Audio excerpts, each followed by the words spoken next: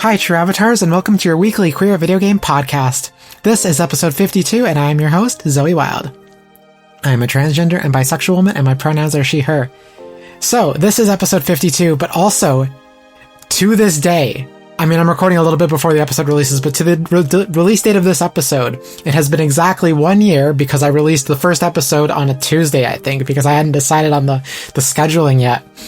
But it's been exactly 1 year since the very first episode of True Avatars, a queer video game podcast. And I just wanted to say happy anniversary to listeners. I know there's a few of you who have stuck around pretty much every episode. I know there's people who've come and gone and, people who, show up for a few episodes. But anyway, if you've listened to even a single episode, even if it's just this one, happy anniversary. And also, it is the very first video version of the podcast. First episode with a video version. So if you're listening to the podcast on Spotify, Apple, Pocket Cast, I think those are our big three. Feel free to come check us out on YouTube. Because I don't know, if you'd like to see our faces, right now it's just me. In the second half, I'm going to have Ekamy and Lloyd on to do another little segment, but, actually I say a little segment, it's actually going to be quite an exciting segment. It's going to be a little visual too, but you'll still be able to follow along in the audio version, but we're going to make a tier list. I'm getting ahead of myself though. I actually want to talk about the anniversary, but please, if you want to see me talk about the anniversary on YouTube, please hit pause on the podcast and Spotify, come over to YouTube, watch me, because I'm going to gush a little bit about the last year, because it's been a busy, hectic, life-changing year for me for a variety of reasons. But the one constant in my life has been the podcast. And it's strange because last summer, summer 2024, I was thinking to myself, I really want to get back into making content, because I was making content on YouTube before my bottom surgery in 2022. But after that happened, a lot of stuff, it shook up my life a lot. In a good way, but also things I was doing that I had time for, I no longer had time for. I just got busy. I also had a couple of the busiest years as a freelancer at work that I've ever had. So it was really hard to kind of, keep steady with things. So it took a while to find my footing again between and I'm going to get a little slightly graphic here, but with dilations for bottom surgery and stuff like that, they take up a lot of time. All aftercare takes up a lot of time. And as you heal up, obviously it takes less time, but it just my whole world was shook up by that. Things changed. I stopped streaming. I stopped making YouTube videos. I know there's a YouTube series that I actually stopped doing that people have been asking for more episodes for. I just haven't had that opportunity, but maybe very soon I'll be able to get back into it. But I wanted to last summer, in summer 2024, just create content. I was I don't know what kind of content I want to make, but I know I want it to be video game related. I know I want it to be potentially to do with my trans and bisexual identity. And I was thinking well, what about, I started looking at queer video game podcasts, and there weren't a lot that were still going. And if there were, they weren't consistent. They weren't weekly. And I did want something weekly to create something steady that would keep me honest and keep me going. So, I decided to make a queer video game podcast. And the only reason it took me all summer to actually start it after I came up with the idea was I couldn't think of a name. And at a certain point, I kind of just said, F it. And let's call it True Avatars. I thought of it on a whim and I was I can do better. But actually, I fell in love with the name because, and I've explained this before. I've explained this in the first episode. I've explained it, recently too, but True Avatars, when you're in a video game, you're playing as an avatar. And in those video games, you can be kind of your true self, especially characters, when you can create a character in Cyberpunk, you can be whoever you really want to be, or you can be someone different. But there's some truth to that, right? So it's your true avatar, but also in real life, you are an avatar, you're yourself, right? So it's just this double, you are your true avatar, but also in video games, you get to be yourself. The first time I ever created a character, it wasn't creation so much, but Pokemon Crystal was my first video game. And it was my dad set up the game for me because I had no idea what I was doing. I was 7 years old. I'd never played a video game in my life. I didn't understand it. I just knew I wanted to play a Pokemon game. So my parents bought me a Game Boy Color. They actually bought me Gold and Crystal. I don't think they understood those were the same game for the most part. But anyway, I didn't know that my dad set the game up. So he chose a boy character for me. So at a certain point, I realized you could start a new game. And I was I'll just start a new game. And I saw there was a girl option and it blew my mind. I must have been closer to 8 years old at that point, but I was just blown away by the fact that I can play as a girl. And I don't remember what name I picked. I don't remember what name I picked at all, but I was wow, this is so, it was the first time I was allowed to express femininity in my own brain. Every time it came up, I suppressed it. I was no, that's wrong. I knew when I was 4, but you suppress that stuff, or at least I did. Hopefully you don't, or never did, but we know how it goes, right? So anyway, that was my first experience having a quote unquote true avatar.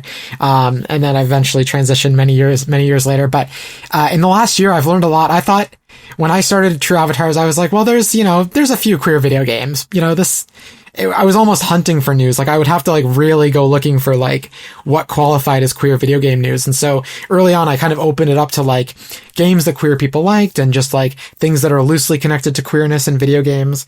When I was looking for news, I was looking for content to talk about. And I was like, oh, well, also like, if I get queer people on to talk about non-queer games, like that still qualifies, because as long as queerness has something to do with it, at least there's content. And so that umbrella ended up like, there's a lot of content. Like each week I'm like, I have to like kind of filter out what news topics I want to talk about. I've learned a lot about lots of different series. And I've also learned that like there's a lot of games that I haven't played in my life that are queer. Because there was a time in my life when I was a teenager when I stopped playing video games. And so there was a lot of series that like Dragon Age, Mass Effect, stuff that came out around that time that I just missed out on.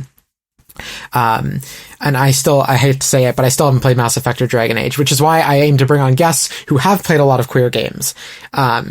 And I've met like I said, like it's been a year, right? So like I started off and I remember last fall being like, oh, I'd really like to get some queer developers on. That would be really cool. Like queer industry people specifically to come on and talk about their experiences and just in general, like talk about queer games with me. And at first it was kind of tough convincing people to come onto a brand new podcast. And like, I had to like, I just had to do a lot of legwork to get people, comfortable. And I still do. I still make sure people are comfortable, but it took a lot of work, to just like get people to trust me because it was a new podcast. I was new to it. I was so green. I still am, to be honest, but like there's some experience there to doing this every week that I just like, I have a bit of a shtick now, a routine. So, also sorry, I should be looking at the camera. I know some podcasters look at the camera, some podcasters look down. I'm always looking at myself to make sure I look good, so I always look a little bit down to see where my video feed is. So if you're listening on video, like obviously if you're listening on audio, you don't have to worry about this, but if you're watching. But anyway, so yeah, in the last year, like, I went from like having a few developers on to like getting some pretty, I consider like big indie developers, like, obviously, like, these are smaller games, and I always try to platform that, like, highlight that these are smaller games. Like, these are small teams. But, like, in my world, no developer is too small. It's just, like, for me, the games are big and exciting, right? So, like, like, when I finally got Rocket Adrift on to come and talk about Psychroma and Raptor Boyfriend back in February, like, that was a big get for me. Like, I was so exciting. And it still is a big get. I want to make it clear that, like, I don't consider myself, like, I feel like I'm talking about this in a way that like, I've graduated beyond it, but like, that was like the first developer where I was like, okay, I can do this, right? I had a few other queer industry people on, but a lot of those were through connections. Right. So this is the first time that like, and Rocket Adrift was through a connection, but also like I had to do a lot of legwork to kind of like convince them to come on the podcast.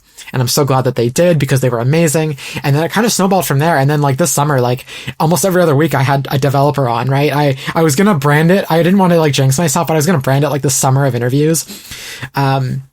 And I'll admit, like, coming up this fall, there's so many games coming out that I don't know there's just a lot of space to bring on developers. Cause like, just to talk about the games alone, like I did an episode a couple weeks ago where I talked about all the queer games, and I missed a bunch, by the way. Like, I missed a bunch of queer games, and a bunch that don't have dates yet, but like, just like almost every week this fall, there's a queer game coming out, and I'm just like trying to keep my head above water. Like, how am I going to talk about all these games? Because like, for example, like, I really wanted to play Metal Gear Solid Delta 3 to talk about it, the remake.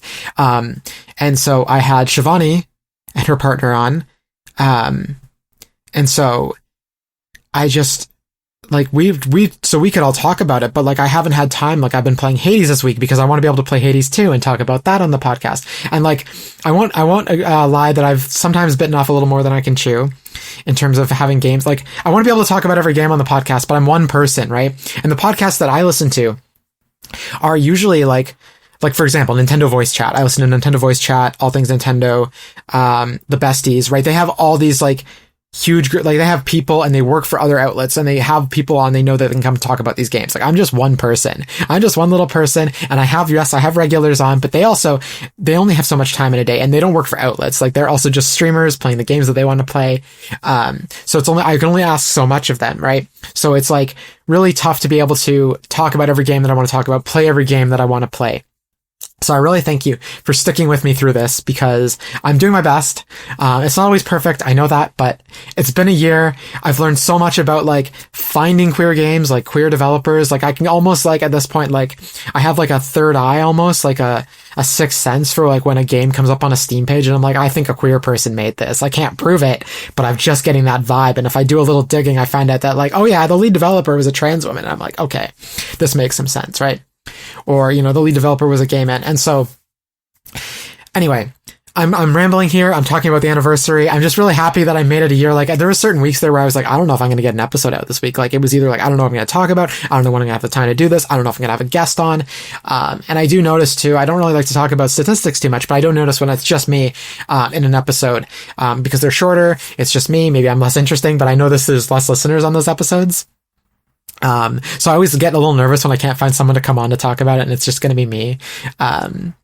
So, and anyway, I'm not pointing fingers at listeners. Like you listen to the episodes. When I listen to a podcast series, like I only listen to the episodes I want to listen to. So like you should listen how you want to listen to these episodes. You should watch them how you want to watch them.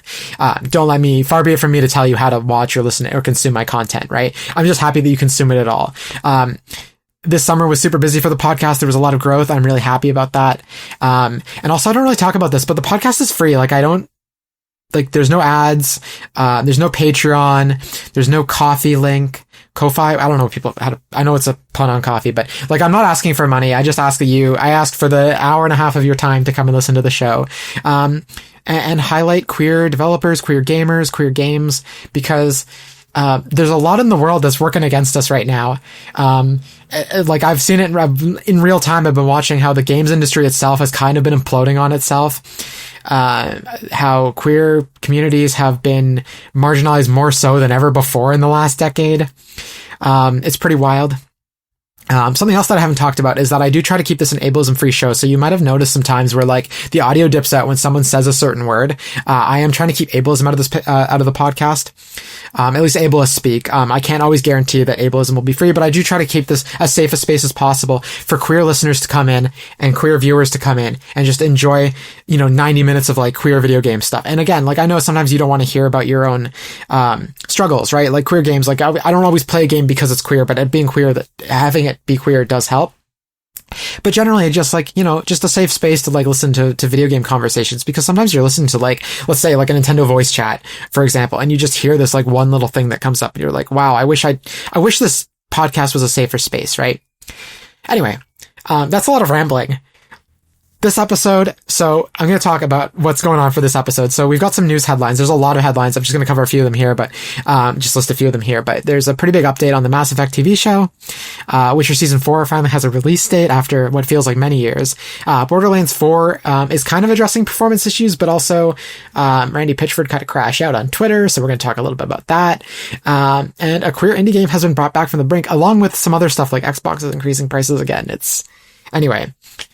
Speaking of like the last year, I did an episode last November around Black Friday talking about how to like save money and purchasing video games and like, being budget friendly, and like most of that stuff doesn't apply anymore. So we're going to do another episode this year. I was hoping to have like an evergreen episode to like kind of like, hey, go back to this episode at any time and you can listen. You can't anymore. Like, anyway, at least this new one will have a video version too. So if you want to come watch, and so the first half is just going to be me talking about the news. I know I ramble a bit. I'm sorry. I know it's always better with another person, but there's a lot of headlines this week. So at least it'll keep it kind of short, right? We'll keep it kind of brief.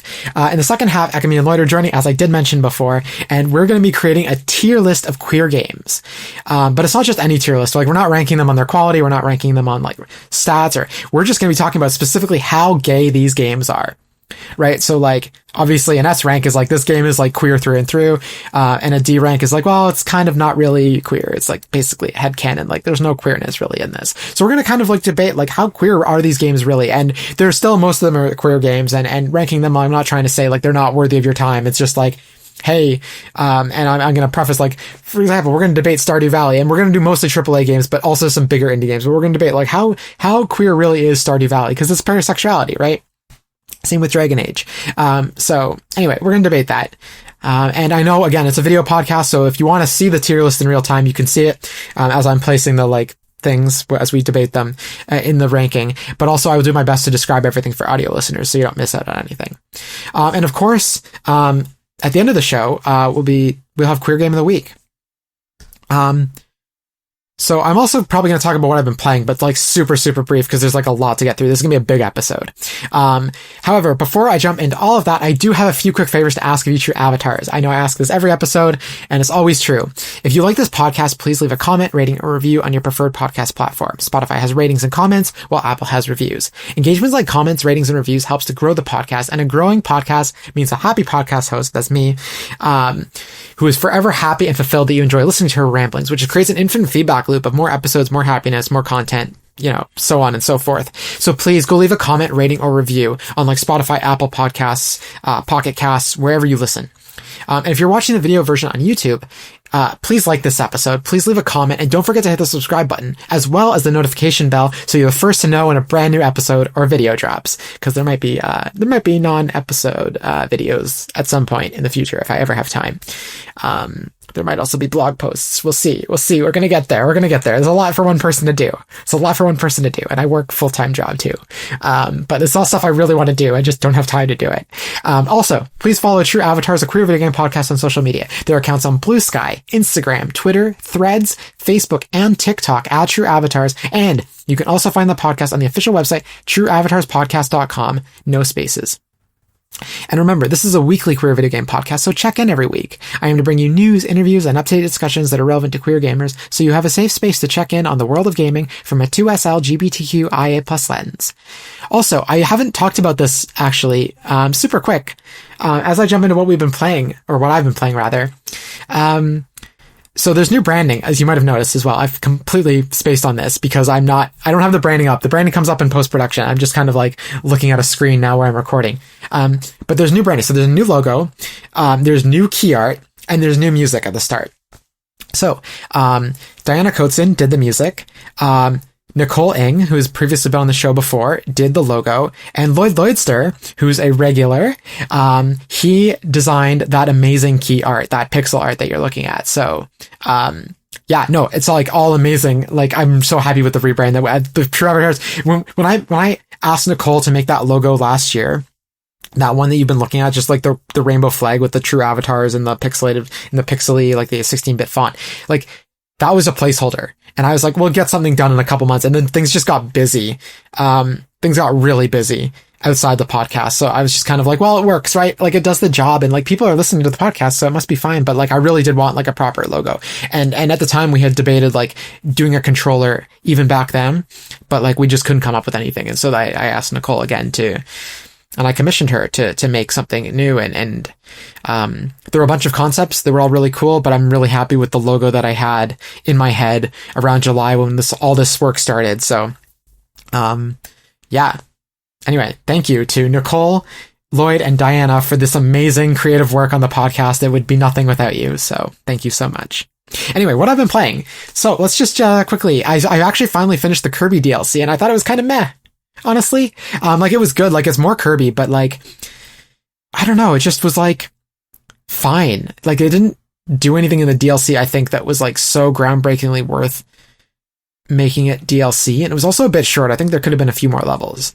Like it was good, but I think it would be better if it was a little cheaper and also had come out with the main game back then. I know it probably wouldn't have run. It was visually gorgeous, like playing on Switch too, like the Kirby and the Forgotten Land, Starcross World DLC. Which is not the full title. The full title is like Kirby and the Forgotten Land, Nintendo Switch 2 edition, plus Star-Crossed World. Like, that's a mouthful, Nintendo. We need to chill out. But anyway, if this DLC had been like part of the, like not part of the base game, but like shortly after as like a cheaper like add-on or something, or if it had just been like a post game, I think it would have been a little bit better. The new mouthful modes, so like Kirby can suck up items, and like instead of like getting a power up, he becomes like a new shape, right? Like he becomes like a spring. He also becomes like a sign, and then you can slide. There's a new sliding feature, which reminds me a lot of Ring Fit. So now like there's a sliding thing like in Ring Fit, and now is there a sliding thing in Ring Fit? Anyway, it doesn't matter. But it's very similar. The mechanics of sliding around is very similar to the flying mechanic when Kirby becomes the little plane, which is really fun actually. It's just, and the final boss, I won't spoil the final boss, but the final boss kind of sucked. There was no good music. The boss fight itself was kind of meh. Also multiple health bars that weren't fun.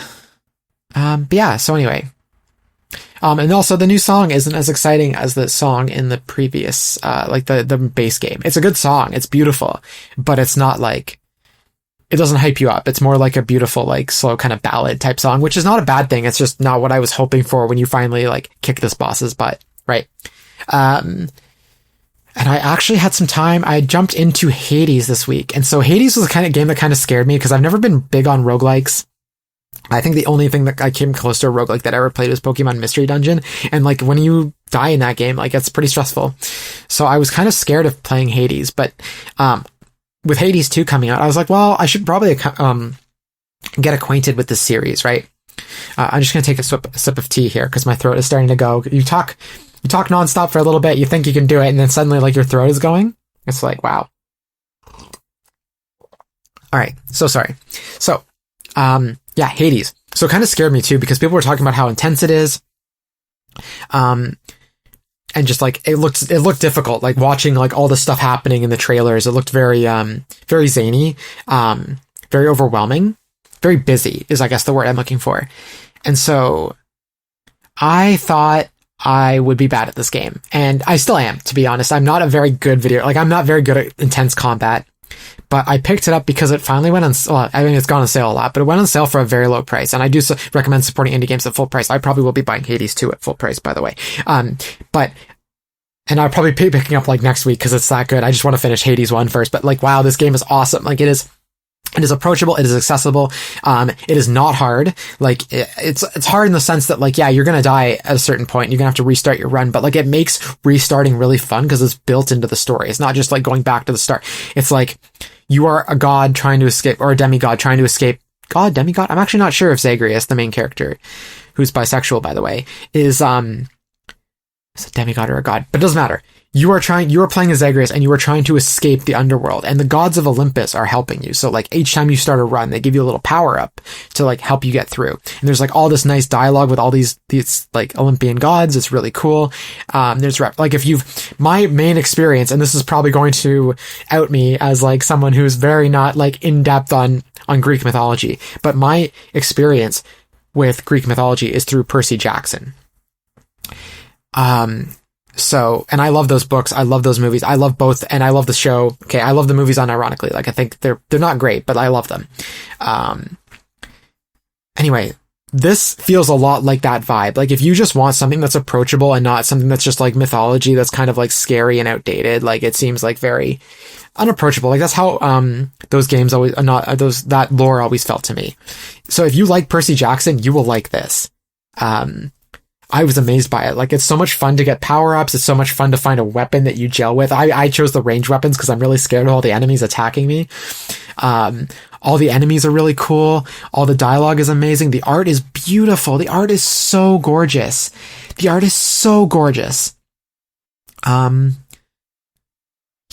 I'm gonna move my little screen if I can. Yes, I can move it up here. So at least I'm looking a little closer to you. Yeah, I highly recommend Hades. Even if you're bad at video games, like this game is, you might die a bunch at the start, but like it makes it kind of fun. Like every time you wake up in the pool of blood and you like exit and like, I assume it's blood? I actually don't know. But then there's like, Hades is there waiting for you, and he's always got some like snide comment for you, and like there's a couple other characters that are always there to greet you, and like you have ways to like level up that like consistently like stays for each run. Like you don't lose stuff every run, right? And as you play, like you'll figure out what's going on, and like there's all these like little surprises for you every time you do a new run. Like every run is different. You get farther each time. It feels really good. If you're at all interested in roguelikes, like that kind of gameplay loop, like I think you will probably enjoy this a lot. Because I did, and I thought I was going to be bad at it. Like I was like, oh, I'll probably play like, I don't know, a couple hours, be bad at it, and give up like other games. No, this is fun. Like this is like, anyway, I was really surprised by how good it is. Like I knew people were talking about it, but I was like the Danny DeVito meme where he's like crying in the theater, and he's like, I get it now. Like I get it now. Like this is like, I'm so like. Pac-Man World 2, also my most anticipated remake of all time, is coming out this coming week, and that's not a queer game, but I really, really want to play that. So I don't know if I'm going to pick up Hades 2 right away, but as soon as I'm done with Hades, that is to say I've actually escaped the underworld as Hades once. I know you can keep playing after that, and there's like more stuff to go do, but I would like to at least complete, like, quote unquote, beat the game once. I will probably then dip into Hades too, because like, you get to play as a girl this time, right? So it's a little more gender affirming for me specifically, but like, again, there's nothing in this game that makes me feel gender dysphoria, like playing as Zagreus. Like, you're playing as a character, you're not playing as yourself or whatever, right? As a boy, like some games, like, there was a game I played where like it says to create your character, but then suddenly you've got he, him pronouns, and it's kind of like, well, I picked Zoey, so now I'm going to get he, him to Zoey for the whole game. And you can't go back and change anything because the game the whole console remembers that you had a save. So you have to literally like create a new account to get through around this. And it was so disorienting. I'm blanking on it was Doki Doki Literature Club Plus. That was the game that I was playing where it did that. So anyway, that's what I've been playing. I've been rambling about a bit. So I am going to jump into the news now.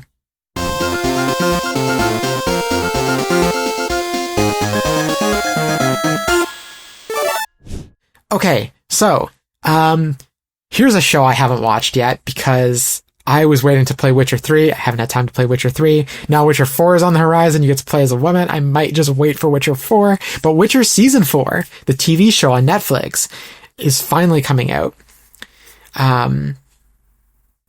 Season 3 came out, I think, in 2023.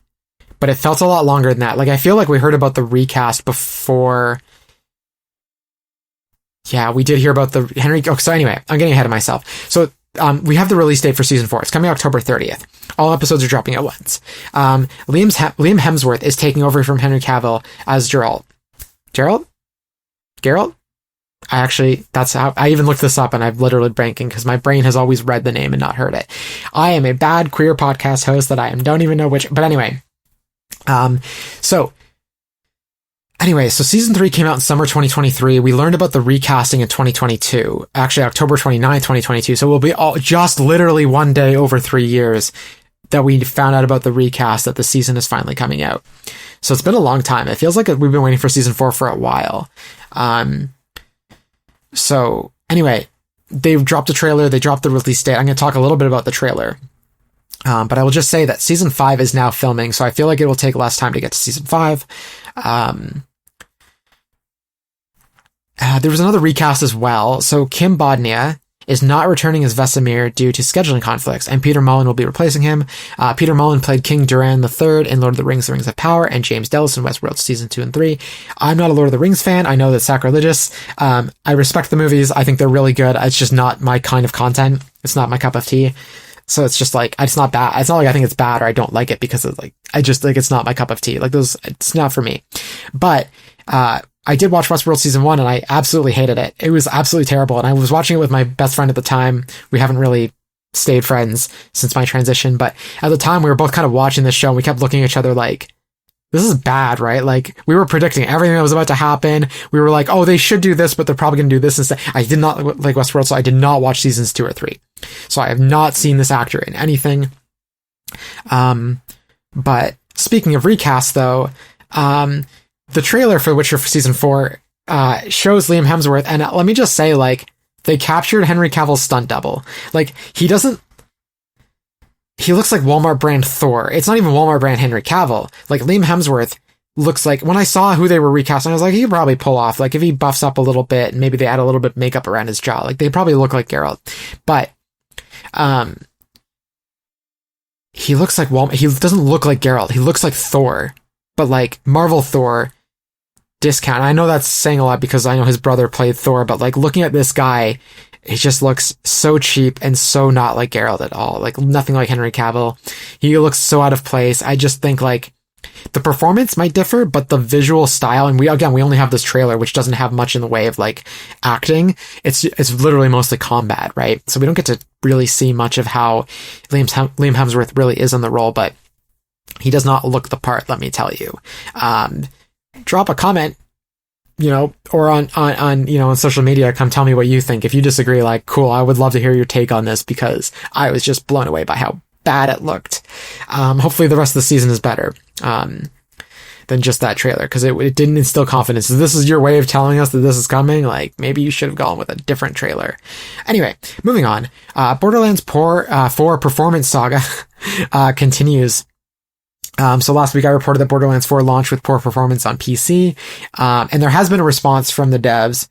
Two responses, actually. So one is from the official Borderlands 4 account, on Twitter, and they're both on Twitter actually. But anyway, the tweet reads, Vault Hunters, we have heard your feedback on field of view sliders on console. The team is currently exploring how to bring these sliders to Xbox Series X and S and PlayStation 5 versions. We will continue to read your feedback and prioritize game updates with your experience in mind. Thanks all. Okay, so they care about console updates. Let's note that, because Randy Pitchford crashed out on Twitter, and this comes via Eurogamer, because they summarized it better than I could, because wow, that was a thread of tweets. Like, wow. We'd be here all day just summarizing them and discussing them, but Randy Pitchford has basically been going on a Twitter tirade in response to poor PC reviews, because again, PC performance is not great on Borderlands 4. I was talking to Zoey Straw, actually. She's playing it right now. And she said, like, it's serviceable, like, it's fine, but it's not great, but, like, it's playable. So anyway, but Randy Pitchford went on, like, a really long tirade, and the gist of it is that he blames the players for his poorly optimized game. He's saying that, like, if you're not running it with high-end specs, and you are running it with high-end specs, and you're still having issues, then it's, like, your fault. And he basically kind of, like, summed it all up with this, like, get a refund from Steam if you aren't happy with it, which is, like, not what you want to hear from the person who made the game. Like, if you don't like it, refund it. Like, shouldn't you be telling people to, like, doing everything in your power to, like, come and play your game and, like, make people happy and, like, also, like, live up to the promises you made from trailers?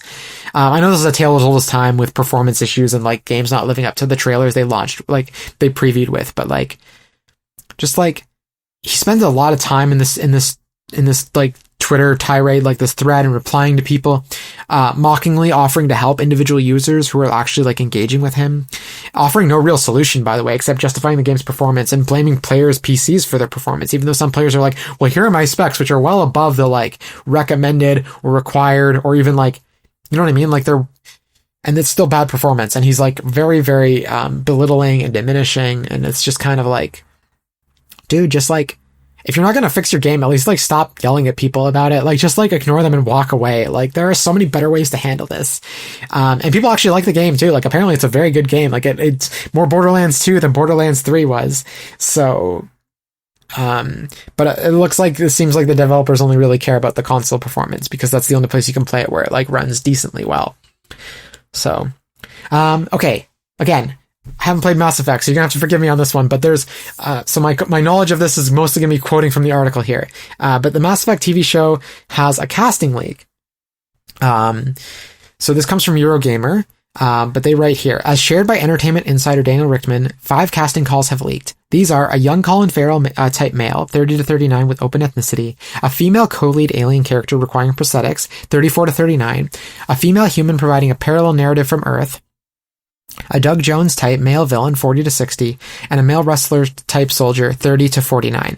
Amazon has provided no details on the show's story, so it's unclear if it will be based on BioWare's original Mass Effect trilogy, or if it will focus entirely on new characters in the same universe.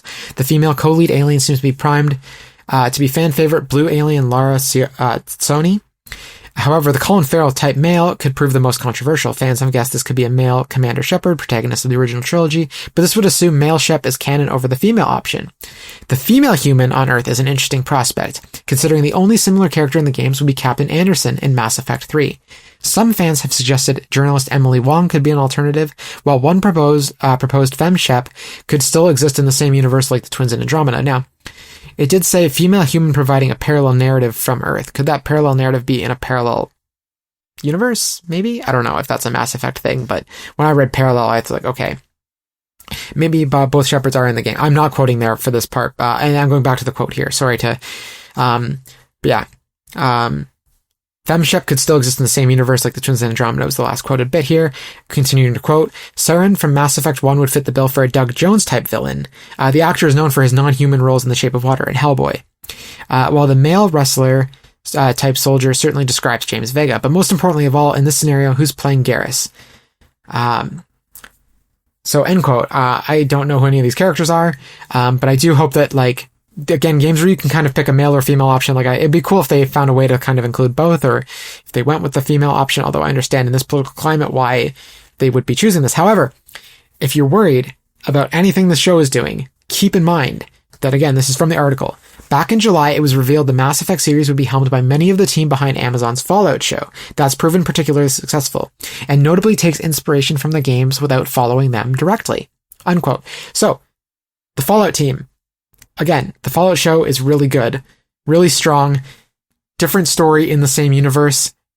again, let's hope that, this Mass Effect show is doing the right things. And also, if this Mass Effect show does well, we have yet to see this being the case for Fallout, obviously, because there hasn't been a new Fallout game in a long time. But we know they're making Mass Effect 5. Maybe this can revitalize interest in Mass Effect. Sales do well, and BioWare can kind of like go back to its former glory and then make another Dragon Age game. And maybe this spawns a Dragon Age show as well, too. So more queer content. But drop your casting predictions in the comments, and which Shepard do you want to see, and maybe who is playing Garrus, for example. We don't really know who's going to be playing any of these characters. I'm wondering if they will end up actually getting Doug Jones to play the villain, because he's like the go-to. So if they could, that would be great. Okay, just going to take a sip of tea here. Thank you for bearing with me. Okay, so some bad news. Xbox is getting a price increase across the board for the consoles only. So this is US only though. So if you're listening, I know I have listeners in the UK, in Germany, in Canada, and then those are like the big three. And then there's also the US, right? So like, anyway, so many listeners in the US, this is for you.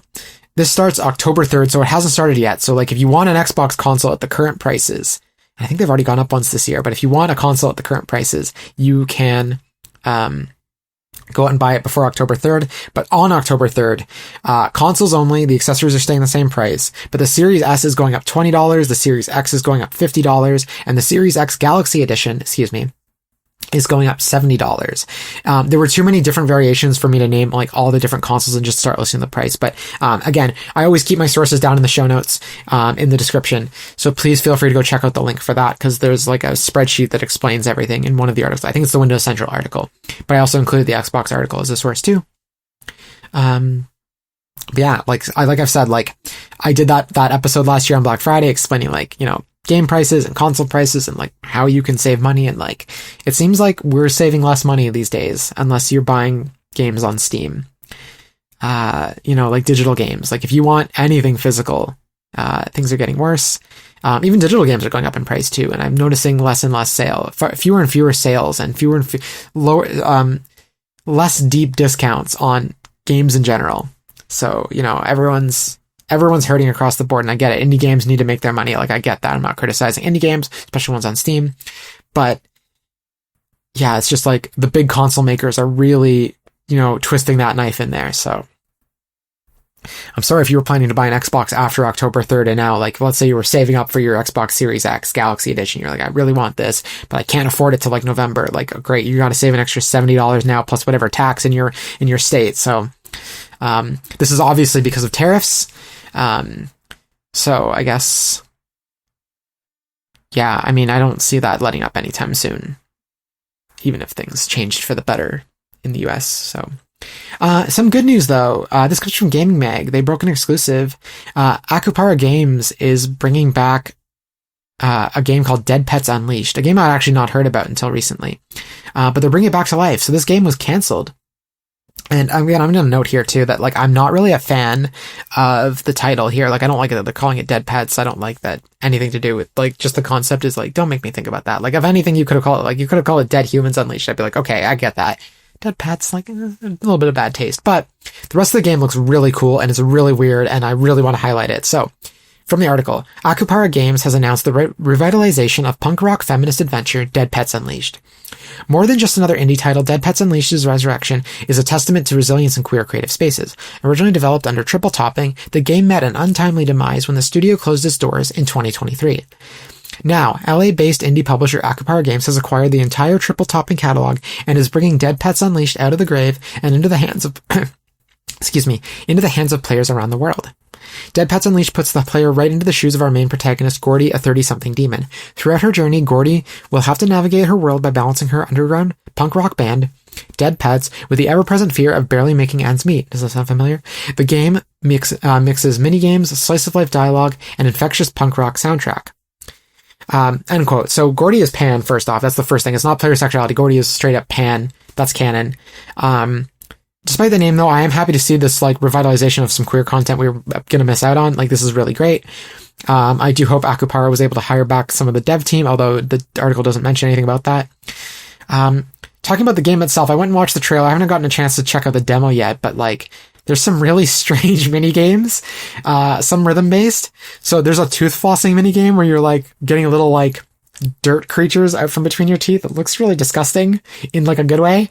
And then there's another mini game which is like a uterus. It's like a top-down view. It's like the diagram of a uterus, right? But it's a menstruating uterus, and the goal is like a pinball mini game. You're playing pinball with the egg, and you got to keep it kind of out of the blood, and you got to kind of keep it out of like, just keep it in the uterus, right? And if it goes out, I think you lose if it falls out, right? Like pinball would be. So, yeah. So like, you'd be playing pinball with the uterus, the uterine lining, and then eventually the blood will kind of go up. And there's like also like a cup, a uterine cup that like catches all the blood. Can you tell I don't have my period? I'm a trans woman, but, yeah, it looks super gross, super weird, super amazing. And yeah, the demo from Steam is like from like 2 or 3 years ago. Like the Steam listing never went away. That demo is still available from like 2 or 3 years ago. So like, go check it out. I want to say the uterus minigame is in there, but I'm not sure. If it is, I'm super excited to play it because I love pinball as a minigame. And I think having this like super feminist version of it is like rad as like hell. So anyway, so this next news story here is another Disco Elysium dev team that like split off from the original Disco Elysium team from Zoey. So, they are Darkmath Games. I think there are about 20 of the developers from the Disco Elysium team have shot off to make this new company, or at least have joined it. And so they were making a game called Triple X Night Shift, and they are changing their game now from Triple X Night Shift. It's the same game, but it's now called Tangerine Antarctic, and they're changing the play view from isometric to third person. So will it be, I think it's going to be a little bit less like Disco Elysium, but I think it's got the vibe still. So the description is as follows. Set at the world's end ski village at Mount Hope, British Antarctica, Tangerine Antarctic is the name of the in-game hotel designed by renowned Estonian architect Kaur Sture, where most of the game's action takes place. This is where you are stuck because of the blizzard and must solve the mysterious murders, and Tangerine Antarctic is one of the important characters of this true detective RPG. So, yeah, if you're looking for more, I don't know if it's going to be queer, but if you're looking for more Disco Elysium vibes, it sounds like this is the place to go, because I think this has the biggest amount of people from Zoey that left after that whole shakeup. So, all right, there's 2 more headlines here. We're almost through. Don't worry. Thank you for sticking with me. Okay, so a few weeks ago in episode 46, I discussed a Horizon Zero Dawn clone called Light of Mataram, made by Tencent. And basically, like, if you go and look up the image, I think it's in the show notes of that episode, or you can just look up Light of Mataram. Like, the key art basically looks like Horizon Zero Dawn, like almost like one for one. If you put them side by side, you're like, holy crap! Like this is the same art. So like theoretically, if you were looking at these two things, you'd be like, yeah, well, they're ripping off Horizon Zero Dawn. Like this is clearly like Walmart brand Horizon Zero Dawn.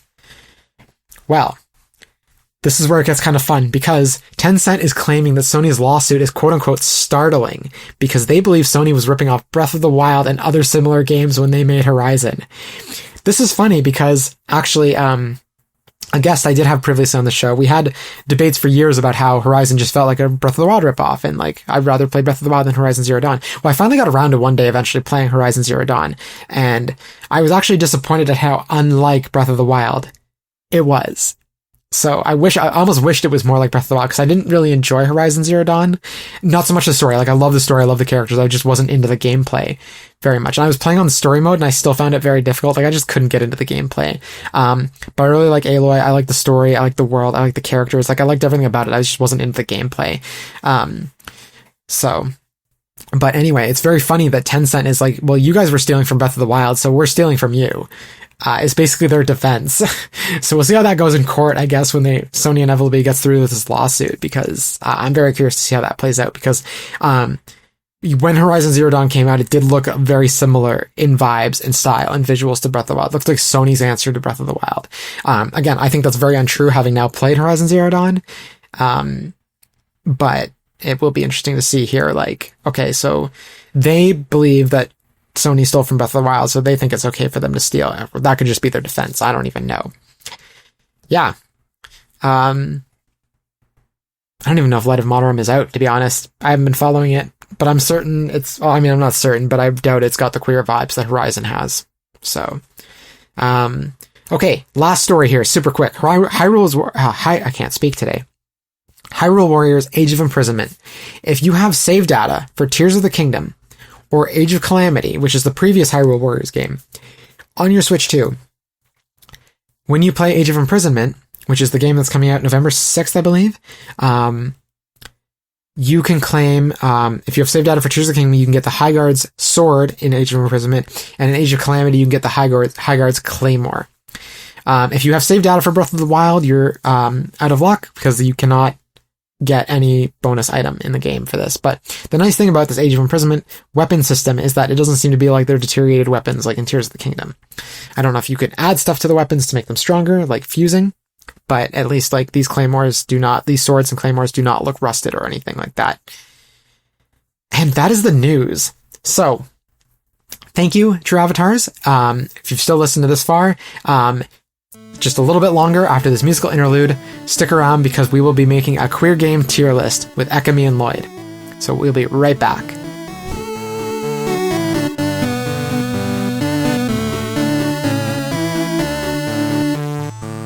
Hi, True Avatars, and welcome back from the break. I am here with Ekamy. Ekamy's pronouns are she, her. Ekamy is pansexual, demisexual, and did I remember everything in your intro? I didn't write your introduction down this time, Ekamy, I'm so sorry. Just pansexual. Okay. You're not demisexual anymore, that's gone now? Yeah, well, you've always said, I think a while ago I said pansexual only, but I was exploring demisexuality for a while. Right, okay, I wasn't sure if, we'd landed on that or not, but okay, cool. I'm sorry about that. No. And we also have Lloyd Lloydster here. Lloyd is a trans man and streamer, variety streamer on Twitch. I think that's his pronouns are he, him. I think I said Ekamy's pronouns she, her, but yeah. So. Yes, you did. Hi, Lloyd. How are you? Hello. I'm only giggling because I felt gay wanting to come out, and I don't know if that's supposed to happen. And he's gay. I mean, and he's gay. Hello. Thank you for having me. Oh, we're all gay on this blessed day. Hell yeah. So we are, this is the anniversary episode, so I just want to say happy anniversary to you both, and also welcome to the video version of True Avatars. Woo. Woohoo. Excited. Once again, just for listeners, if you're listening on Spotify, Apple Podcasts, Pocket Casts, what have you, if you want to come check out the video version on YouTube, you can see our lovely faces and me. Zoey! Self-deprecating joke. So anyway, just to quickly intro this, because we have a lot to get through. There's 75 games. We're making a tier list for queer games. And basically, just to kind of preface this, we're going to do mostly AAA games and a few popular indies. Mainly because, first off, I didn't want to start ranking smaller indie games, especially for games we've had on the show. We know the devs and stuff like that. But also, if we added indie games, this list would be 500 games long and we'd be here for a month. Yeah. So we are just going to do 75 AAA games. And there's a few in here like Stardew Valley, which are not AAA. Only 75. Only 75. We're going to get through this. Hey, to be fair, I asked everyone for recommendations, and you guys added games. I was like, I don't think we're going to have time to talk, but all right, you guys want it. I mean, I'll include you. I added 2. No, you added way more than 2. Did I? I thought I added 2. Baloney. You just by saying Kingdom Hearts, you added 12 games. Okay, fair. Yeah, okay. And just by adding Xenoblade, you added, again, 24 games. No, only 3. There's only 3 Xenoblades. How many did I add to the actual list here? No, did you add because Did you add Xenosaga and stuff? It's just the 3. All the DLC. I added all the DLC. Oh no, I'm sorry. Oh, and the DLC. Okay, no, okay. My apologies. That's 3 games plus X plus DLC. I gotcha. Yeah, okay. So that's 24 games, obviously. It is not. What's funny is Ekamy, did you say Kingdom Hearts? I think I screamed. I agreed. Yes. Correctly to Ekamy had done a GIF that I immediately 0.001 seconds looked at it, thought I saw a silver fellow that I recognized, screamed Kingdom Hearts, immediately went, no, sorry, I'm like... But I'm like, no, but then I agreed with you, and I said, no, that's correct. Yeah. So this is both your fault, then. I can blame both of you for Kingdom Hearts. Yeah, that's fair. Okay.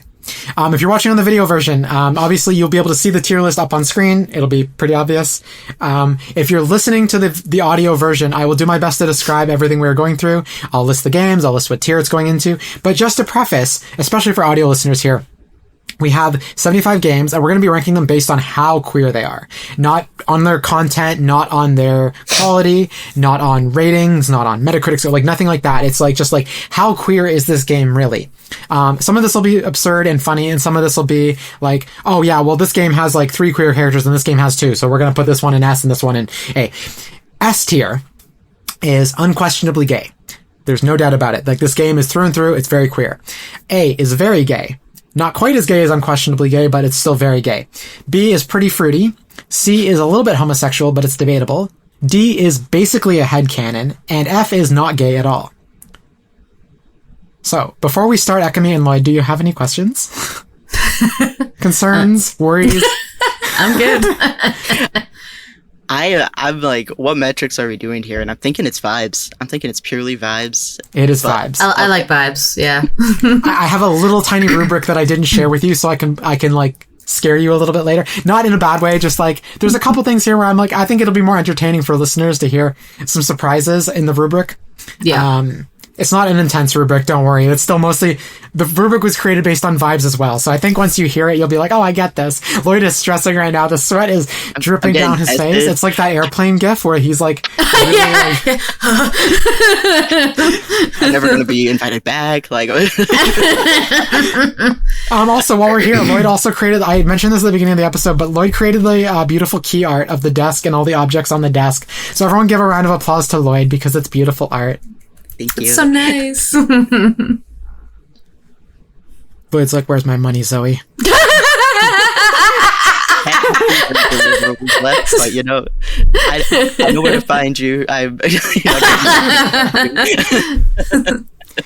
All right, shall we jump into the tier list? Yeah. All right. Do we want to do alphabetical or do we want to do kind of random here? But the chronological ADHD part of my brain's like, alphabetical. Okay.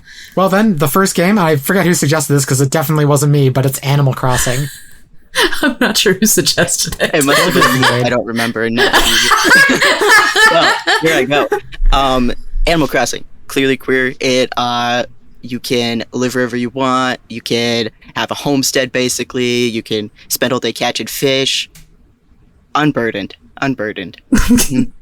That's a headcanon for me. I don't know. I didn't hear anything queer in there. What do you guys think? So isn't there like I can't remember an Animal Crossing, and this is like for all Animal Crossing games, but like I don't remember if you can set your pronouns. I can't actually remember because like the villagers like just to refer to you as your name, but then you can and then you can refer to them as, or you can ask them to like give a phrase and they'll always say it or something like that. Yes, you can pick your nickname. That's true. Yeah. So there's that. But clothes. That's true. That's true. You can wear dresses. You can wear like no matter like regardless of your gender. Regardless of your gender, you can wear dresses. Okay. Yes, okay. Yes. All right. And different hairstyles too. Yep. So that's kind of cool. Okay. Not gender locked. So I will not dictate what tier is which. Like, I'm not doing that. I'm just like trying to like stir the pot by saying this is D, basically a headcanon. But okay, where do you guys think this should go? And I will disagree with you. Fair. I would say it's between C and D. I might say C because I don't think it's a headcanon. I'm fitting with C. Fit with C. Okay. It's like I actually like that. I like C. As soon as you said like you can wear dresses despite your gender. Yep. Yeah. We're also referring to Animal Crossing. I've got the icon here for the original game. But this is basically for the series in this case. Sometimes in some series here, like Life is Strange, we have all the games. But for others, we just have like representative of a series here. Just because otherwise we'd be here for like literally years. So I just put Animal Crossing into C, a little bit homosexual, but it's debatable. Because you can cross-dress. Lovely. Okay, Apex Legends. I have not played it. I've played it. It made me sad. Not gay at all. A queer did not enjoy. But okay, well, there's definitely queer characters in the game, though. I don't know if they're playable or not, but I can't remember if they're playable, to be clear, but I think there's at least a non-binary robot, I think, with they them Okay, that's pronouns. cool. All right. If gay stuff exists in it, I think like it's like a C at base, right? Like that's That's fair, because it's not really a headcanon then at that point, right? So yeah. I'm almost debating B, but Pretty fruity. yeah. Well, it depends. but- Like how many characters, I guess, right? Like more than one, I think. I feel like there's more than one. But again, I can't verify. So you know what? We're going to put it in C, and we're going to let people go off on us in the comments section. Exactly, absolutely, yeah. And then everyone would be like, play Apex. I almost said play Valorant. See, I would argue Valorant's a little more fruity because one of the characters is like very like it was a huge deal. They're they them pronouns. I cannot remember which character it was, but it was like a popular one. Apex. I'm not even picturing this non-binary robot, so it's a little. Maybe it is Valorant I'm thinking of, and I screwed up. Okay, I don't have Valorant on this list, but we're gonna pretend Apex Legends is also Valorant, and they're gonna go and see a little bit homosexual. Alright, Baldur's Gate 3. We have to move on to Baldur's Gate 3 or we'll be here forever. This is gay as... This is like gay as heck. It's ass. Yeah, so the character creator alone like has a ton of options for like and like regardless of gender, like you can just do a whole ton of stuff. Yeah. You can be like it's basically player sexual, like you can date anyone who is dateable, more or less. I'm glad we brought up player sexuality. Yeah. I think player sexuality on its own can't go above C. Because when it's player sexuality, the homosexuality aspect to it is never ever referenced. Yeah. By that logic, like I'm putting Stardew Valley in C because like that's fair. Yeah, I just want to get some of the player sexuality stuff out of the way here because we'll be here, like. Well, sorry, no, I'm actually going to fight that because I don't want to. I was just going to say I don't want to spoil an over 10-year-old game, but how do we feel about if I mention the ends of certain romance runs with certain characters? How do we feel about that? Just flag it and tell people to skip ahead a minute. Like I think. All right, skip ahead a minute. Yeah. But Haley. If you romance Haley as a female character, they do address the homosexuality of it. There's a little bit of like apprehension. She would have never thought she was with a woman. Like it actually gets addressed in the story. Oh, okay. And Sam. I think it's Sam is whoever the jock character is, and if you romance him as a guy, it actually does get addressed in the story. So I would hard argue. Very gay for the culture and also for those two stories. Fair enough. Very gay. Okay. Yeah. It's fair. I would almost argue B pretty fruity because it's still a very like end of path, very hidden element to it. That like. I mean, that's fair. It's hard to romance them. I don't know like mathematically, but like the way they interact with you, they don't show a lot of interest. If anything, it seems to be more platonic, more friendly, or at least what they kind of hint at. So it's not easy, if that makes sense. So it's not like all right, you only hear about, any of the gay doesn't get context until the end. It's actually part of their whole thing. It's not like brought up every second, but it's yeah. I'm putting Stardew Valley in A, and then we're gonna go back to Baldur's Gate 3 here, unless there's debate about Stardew. But I think Stardew in A is fine then. No, I think this is good. Fun. This is why I was like, well, you have to make your case because yeah, this is great. Okay, so Baldur's Gate 3, player sexuality, but like obviously the romance paths, but there's a lot of them. So like I'd almost say that's like the best example of player sexuality. Yes, there's tons of characters. Mm-hmm. But is there any other queerness? Like, are there like inherently gay NPCs or anything like that in the game? I've never played Baldur's Gate 3. I'm a bad queer. I've only played up to I'm on Act 2 out of 3. And I never got to Act 2. Okay, fair. I'm not recalling any strictly like gay NPCs. I get the vibes of maybe I'm forgetting his name, but maybe the bard might be gay. I don't think he's romanceable either. I think he's just an NPC, but I could be wrong. I get vibes from him, but I don't think I've had anything confirmed. I'm so sorry. No, go for it. No. I feel like I saw like a tragic sapphic relationship referenced on TikTok, but I'm not going to argue this. I only have the experience for the player sexuality. Yeah.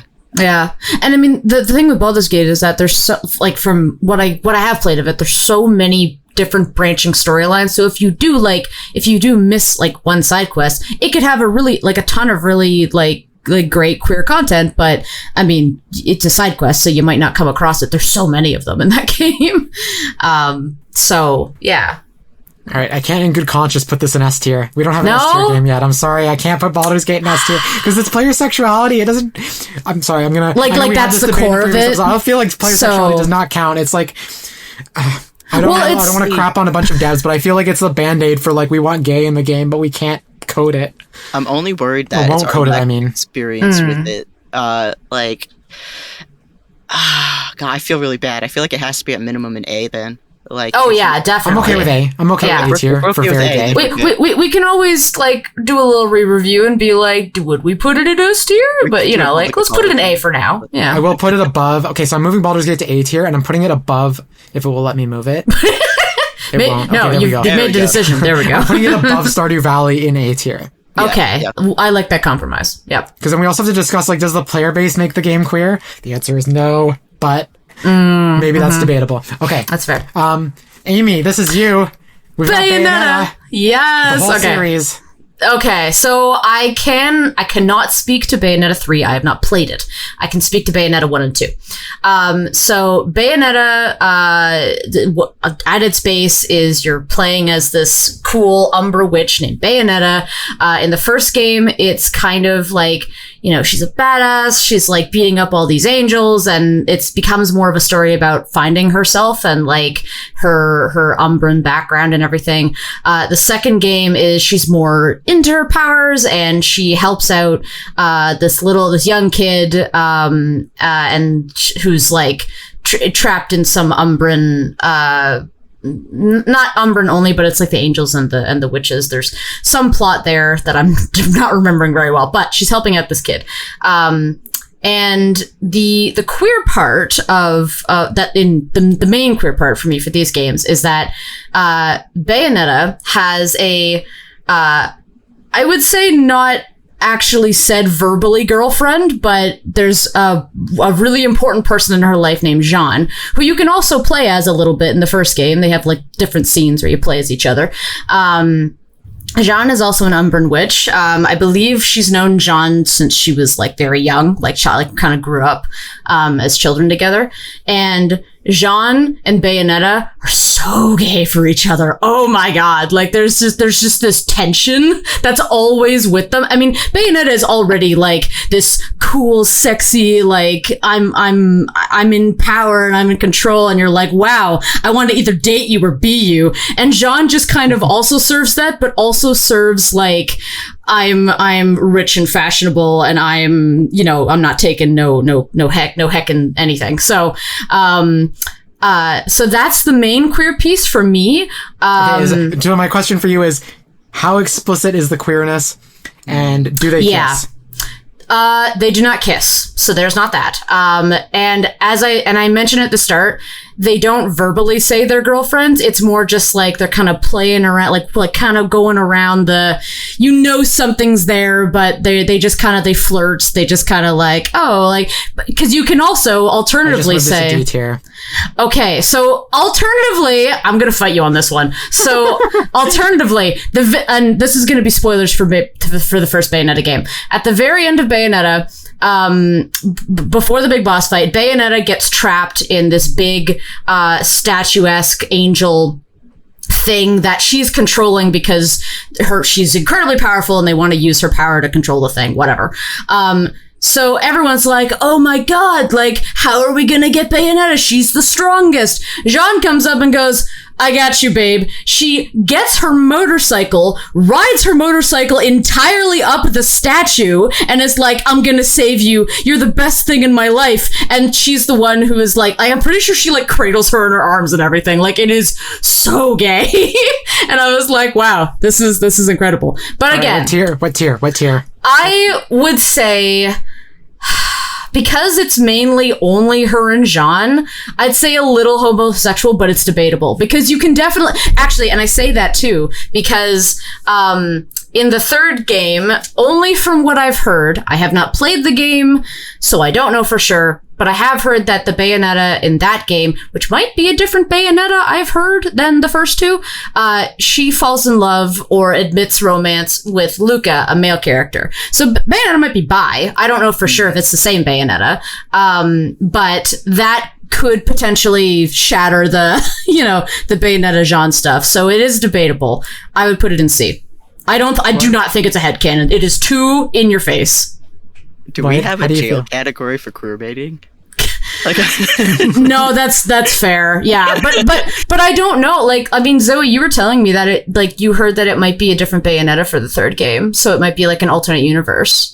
Yeah, but also through that third game, I kind of buried it in my brain after I heard about what was going on with the voice actor and all that. Oh no, that's fair. That was a bunch of baloney. Yeah, I followed that and I was so upset. So Lloyd, where would you put queer baiting in which tier? I would put queer baiting in D personally.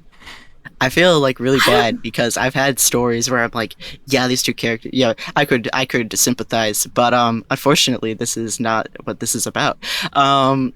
It's basically a headcanon. I don't know. Feel bad. I think it's too in your face. I definitely do think it's unfortunately a product like Bayonetta. I should finish my sentence. I feel like it's unfortunately the creators being like, hey, this is a game from, oh god, I don't know the year. It was a while ago. It's Bayonetta's 2011. I don't know how I don't be gay in 2011. I'm just gonna say no. I know. 2011. I know, but were the game companies doing that, right? Like, because a lot of games Dragon Age was. No, that's fair. Okay, but I'm saying a lot of games. Like I'm like this one, Bayonetta. You could also argue for so long that the first game when it was being advertised, people were like, "Oh my god, this is just feminizing. Like that's all she is. She's a sex object." But then everyone who played Bayonetta, people actually played it. They were like, oh no, she's like an icon. She's like this cool, powerful person. And there's been debates about this all the time because there are in the first game several sex positions that she does in her moves. She's incredible. That's her thing. But at the same time, there's so many people who are like, that's so empowering because she's the one doing it and she's the one in control of herself. But then they're like, she's being herself as a character designed by a dude. No. She was designed by a woman. Did Hideki Kamiya not make the game? No. Is he not the one? No, he directed it. No. She was designed by a woman.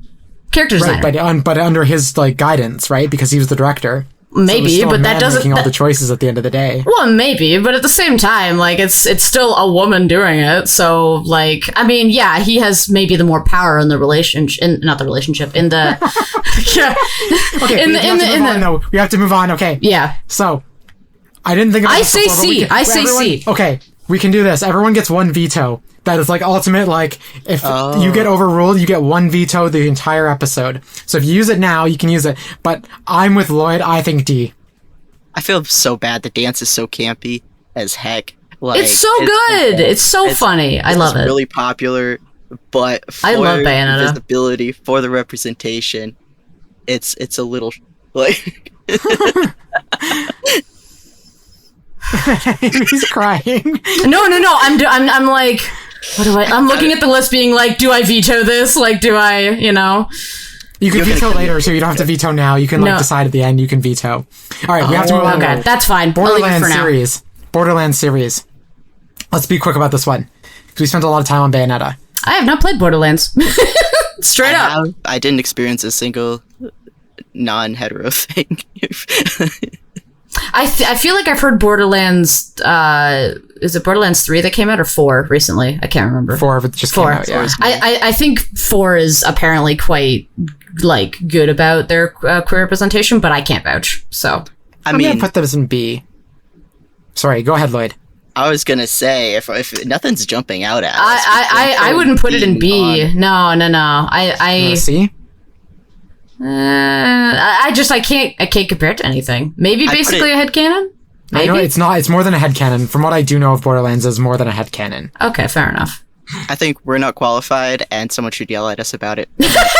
Fair. Right, I'm going to put it in C, but I'm going to put it at the bottom of C, so a little bit homosexual, but it's debatable. All right, okay. Celeste. Have not played, but I know about it. I know it's iconic. Yes. I played a little bit, was really bad at it. Was like, all right, I tried it. I checked that off my my gay card. Like, it's that's all I know. I think does character have girlfriend? What is? You might know, Zoey. Yeah. Actually, I don't know about her relationship in the game, but I do know that because it was designed by, like, it was made by a trans woman. But the caveat there is that she didn't know she was trans, like, she wasn't out at the time, and she didn't really have the words to kind of, like, communicate that she was trans, so she was making this game to kind of explore that struggle. So I'm just debating now, like, is this S or is this A, in my opinion? Is this A tier or S tier? Wait. Oh, wow. Which character? Soldier from Borderlands 2. Okay, I've just been I've been mentioned by Aries for Borderlands 2. There was an actively bi soldier in Borderlands 2 who came back for. He's back in 4. He's back in 4. I just Right, wanted to let you know. I'm pretty fruity. I'm putting Borderlands in pretty fruity. Thank you. That's where I felt it should have been before. Anyway, sorry, Celeste. Yeah. Yes. So Celeste, yeah, I think is either A or S. Sorry, Lloyd. Go ahead. No, I thought Ekamy like got bad news about somebody because I. Oh no, sorry. Which cat? And I was like, and then you were no, which cast? Yeah, sorry. Actually, it was more like you were getting a news update. You were like, "Oh, it's just breaking news here." Okay, so I'm gonna put Celeste in S tier then. Can we do A? I'll give you A. I can be convinced. I can't. Yeah, I can't. I mean, I haven't played, so I will not. Not about Stardew Valley. No. Because is it more of like? Sorry, you think it should be? No, I think it should definitely be above Stardew Valley. I think it should definitely be above Stardew Valley. If there's not like actual like, we get it's an allegory, right? Like we get it's an allegory. You're right, because it's an allegory. It's an allegory. Yeah, right. But they don't actually. But the trans flag is in the game, though, is it not? I don't know. I can't even picture that in the game. Are you talking about like the colors in the background? No, like the actual flag. Well, fair. Yeah, it's on her monitor. I still don't think that's better than Stardew. But I don't know if that's like I mean, right, it's an allegory. All right, so all right, you guys are everyone. I'm okay with A. I don't know who said Crash Bandicoot. I don't know. I have no idea. All right, Someone said Crash Bandicoot, and I need you to justify yourself now. All right. Hey, good thing we're coming off the allegory of Celeste because Crash Bandicoot, he gives T-Boy swag. He is constantly running. There's all these pitfalls. He's trying to get somewhere. He's trying to take care of his people. Everything's against him. Feels like he die 1,000 times. That's where we're at. Yeah. Might be a bi-trans king. Just might be. But this is with the audience, not in the game itself. I don't. Might just be me. I'm going to be honest with you. Might just be me. All right. Yeah. I was going to put it in D if it was like a lot of people, but I'm putting it in F, not gay at all. Yeah, I only say it because I haven't heard anything, or not anything, but I have not heard about this game alongside like queer discourse, or like queer fandoms like a lot. So that's purely my reasoning there. So it's disrespectful, but you can veto. You can veto this one. Yeah, I like the idea of saving vetoes for the end, for it to be like, all right, what's your veto? And then like, yeah, I kind of want to do that because I'm like, okay. I'm holding on to Bayonetta right now, man. All right, we have Danganronpa. Okay. Oh, and sorry, just for audio listeners, I put Celeste behind Stardew Valley in A, very gay tier, and I put Crash Bandicoot in F, not gay at all, much to Lloyd's chagrin. So Danganronpa. I'm trying to remember about. I'm certain like there's queer characters in Danganronpa in any of the games. I'm just blanking. Did one of the crew submit this? Oh yeah, so this came from Amy Lynn actually. Yeah. So it wasn't a very strong of all Amy Lynn's justifications. This was not the strongest. It's just a few sentences. It has some queer characters. It has some harmful tropes. Messy, but there's stuff there. So I would put it in C personally because I have played somewhat of 3, and I would argue like it's like Bayonetta where it's like the hints are there, but because it's a Japanese game, it's all very like surface level and implied, not really explicitly stated. Which is like, in my opinion, kind of queerbaity. Yeah, I recall in 2 there's quite a big fandom for like certain characters, like pairings and things, but I'm especially thinking of like, excuse me, the player character whose name I'm forgetting, but him and Nagito. And again, I think that's very surface level. Nagito's also a problem. Like, Nagito is a chaotic gremlin of a character. But all right, what tier?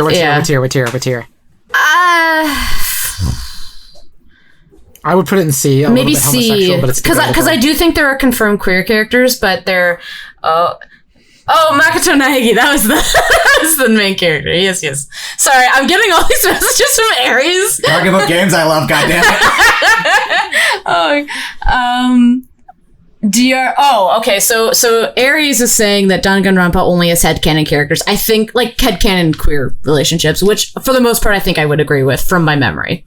So yeah, Amy Lynn is saying there's queer characters though. And that's probably fair. I'll remember, to be perfectly honest. I'd put it in C. Yeah. Discord DM is a very reputable source. Yeah. All right, we're gonna put it in C, but we're gonna put it at the end of C here. So Danganronpa is C, a little bit homosexual, but it's debatable. It's behind Animal Crossing and Apex Legends. All right, we have Dark Souls, and this did come from Cleo. Ah, okay. So what did Cleo write? Well, Bayonetta... Oh, we actually have Bayonetta justification here. Yeah, because I agree with Cleo. Well, Bayonetta and Jean aren't canonically a thing. I know they're not canonically. I never. Icon. Yeah, I know. Campy and so undeniably feminine in every way, down to the music highlighting her personality. Yeah. The story of being an outcast, fighting against organized religion and tearing it apart. It's a rare case of true. You know what? That's fair. Fantasy. I did. You know what? S rank in my book. No, I think that's D. Basically, headcanon. Stand by. Yeah, because I will say nothing is ever said aloud for sure. Like, so that's fair. But for like a fandom wise, sorry, I'm going back to Bayonetta. But for a fandom wise, like I know there's so many queer people who are just like, yes, Bayonetta, my queen. Like I love you. There's a couple games here that you're going to be like, oh, people think it's queer, but it's only because the fan base is super queer. Yeah, okay, we have to go back to Dark Souls. Though, yes, Dark Souls. Yes. Mm-hmm. Dark Souls.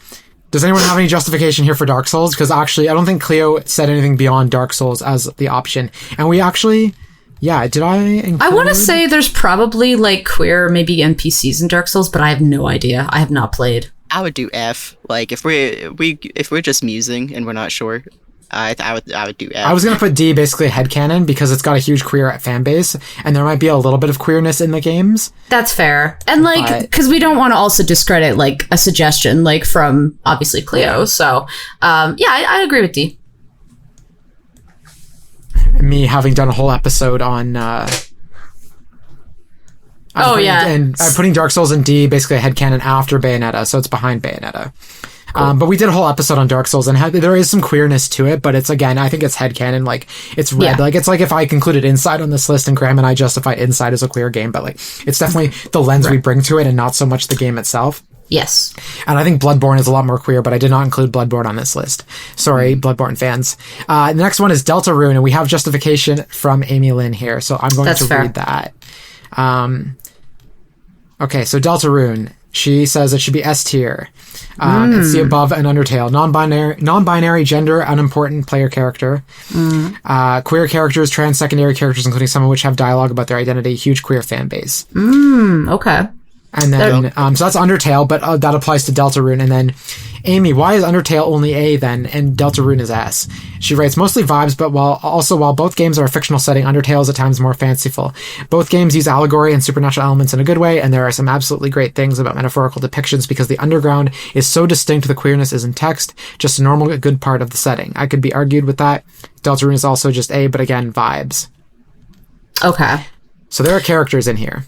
Yes. Queer characters. Yes, so yeah, and we'll do Undertale at the same time as well. So may as well. I've seen the first two chapters, of Deltarune. I understand like the non-binary, like basically player character. I'm like 100%. And there's also two characters who are characters who identify as female who.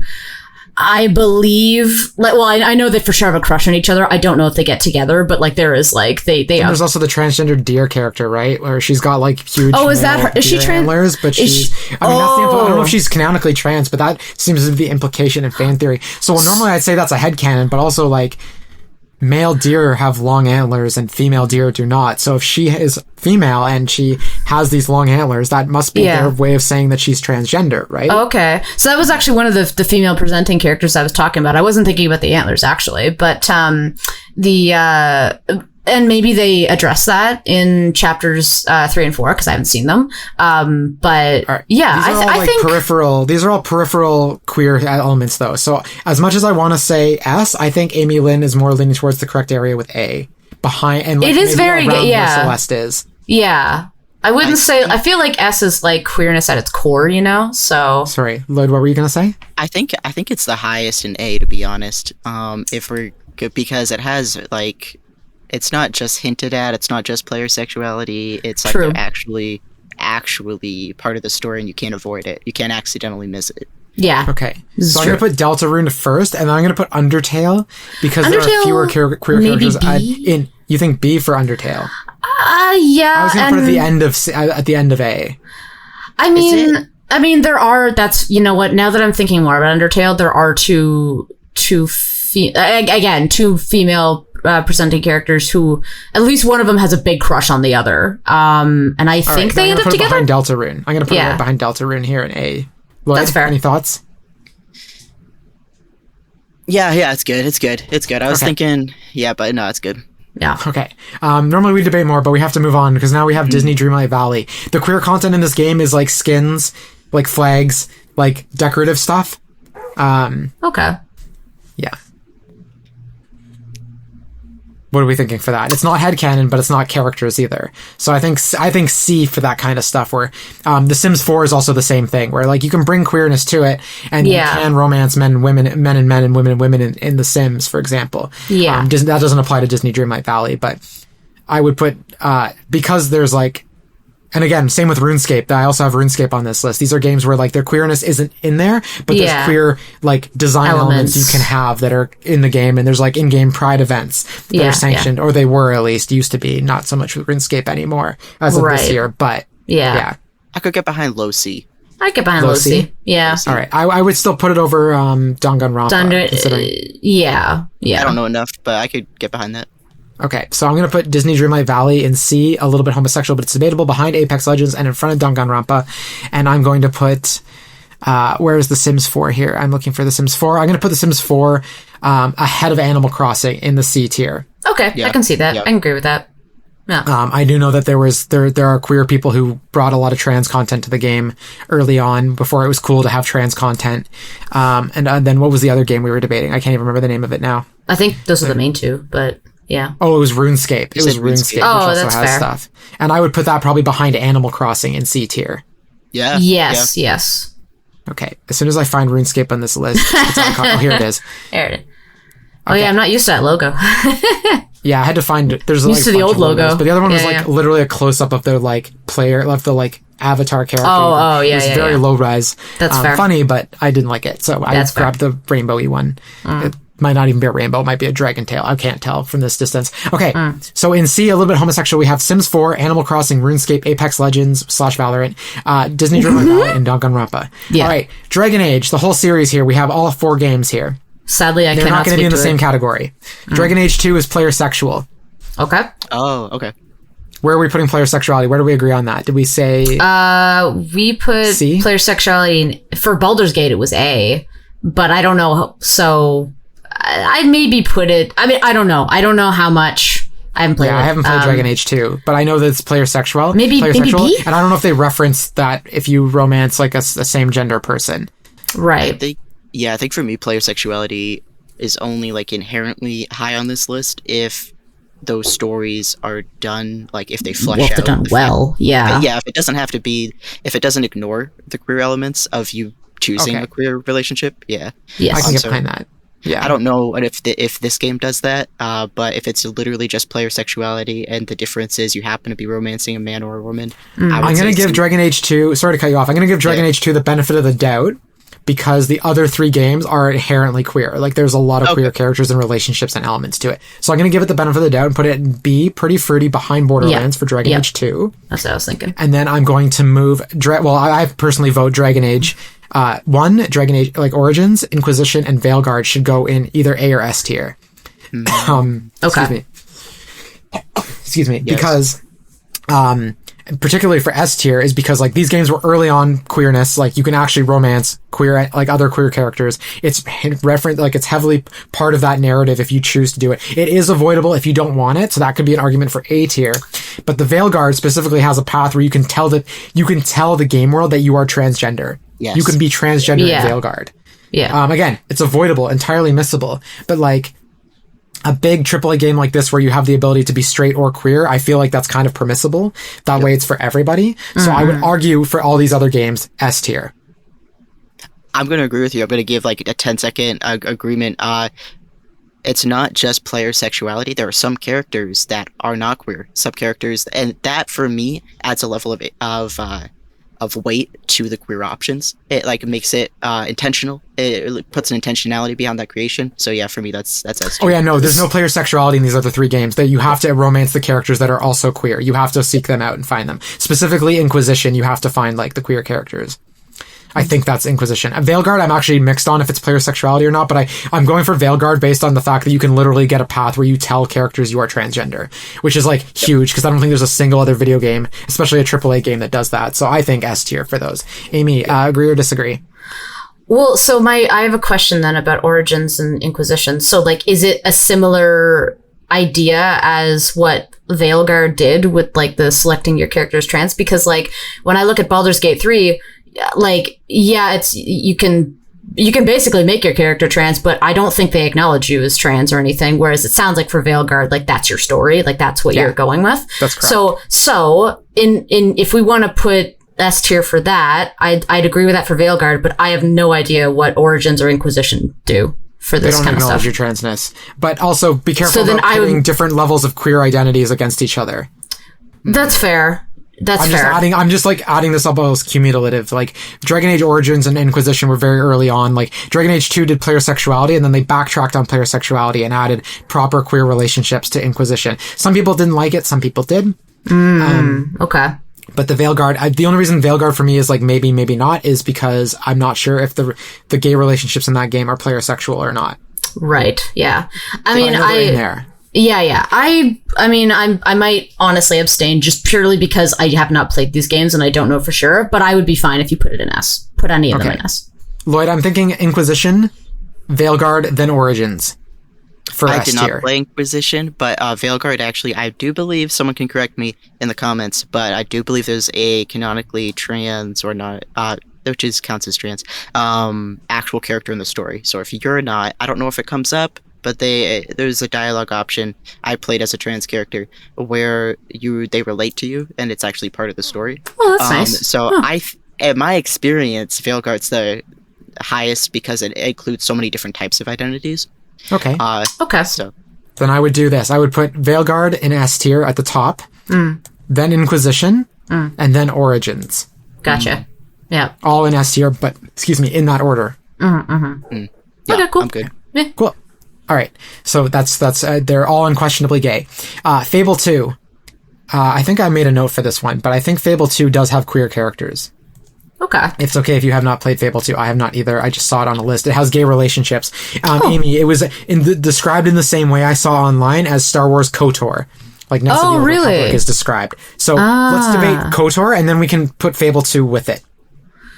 Interesting. Yeah. So that's fair. So I've played the first Knights of the Old Republic game. Yeah, that's the one we're debating, is the first one. Okay, so specifically. To be honest, when I played, I didn't know you could romance people, really. So I didn't actually go for anyone specific, but I knew you could. Like, after I played, I was like, oh, dang it, like, I'd like to, I want to romance her. So from my understanding is that, like, I'm pretty sure you can definitely, like, for sure romance, like, another female character if you're a female player character, I believe. So I feel like if Fable 2 has that kind of idea, great. Or if it's just queer characters, like, That's fair. I don't recall there being any. Well, so here's the thing. Because I didn't really go to romance anyone, I don't actually know what characters are queer. I don't recall anyway, really. Because KOTOR, they don't really. It's not in your face, really, because you're more so focusing on the threat that's happening in the game and the plot. So what tier would you give it? KOTOR? We didn't spend too much time on this. Yeah, I'd say C. Because you can. Like, the fact that you can is good. Where in C, a little bit homosexual, do you want to put it? We have Sims, Animal Crossing, RuneScape, Apex / Valorant, Disney Dreamlight Valley, and Danganronpa series. After RuneScape. After RuneScape? Lloyd, any protesting to that? No, that sounds good. Sounds good to me.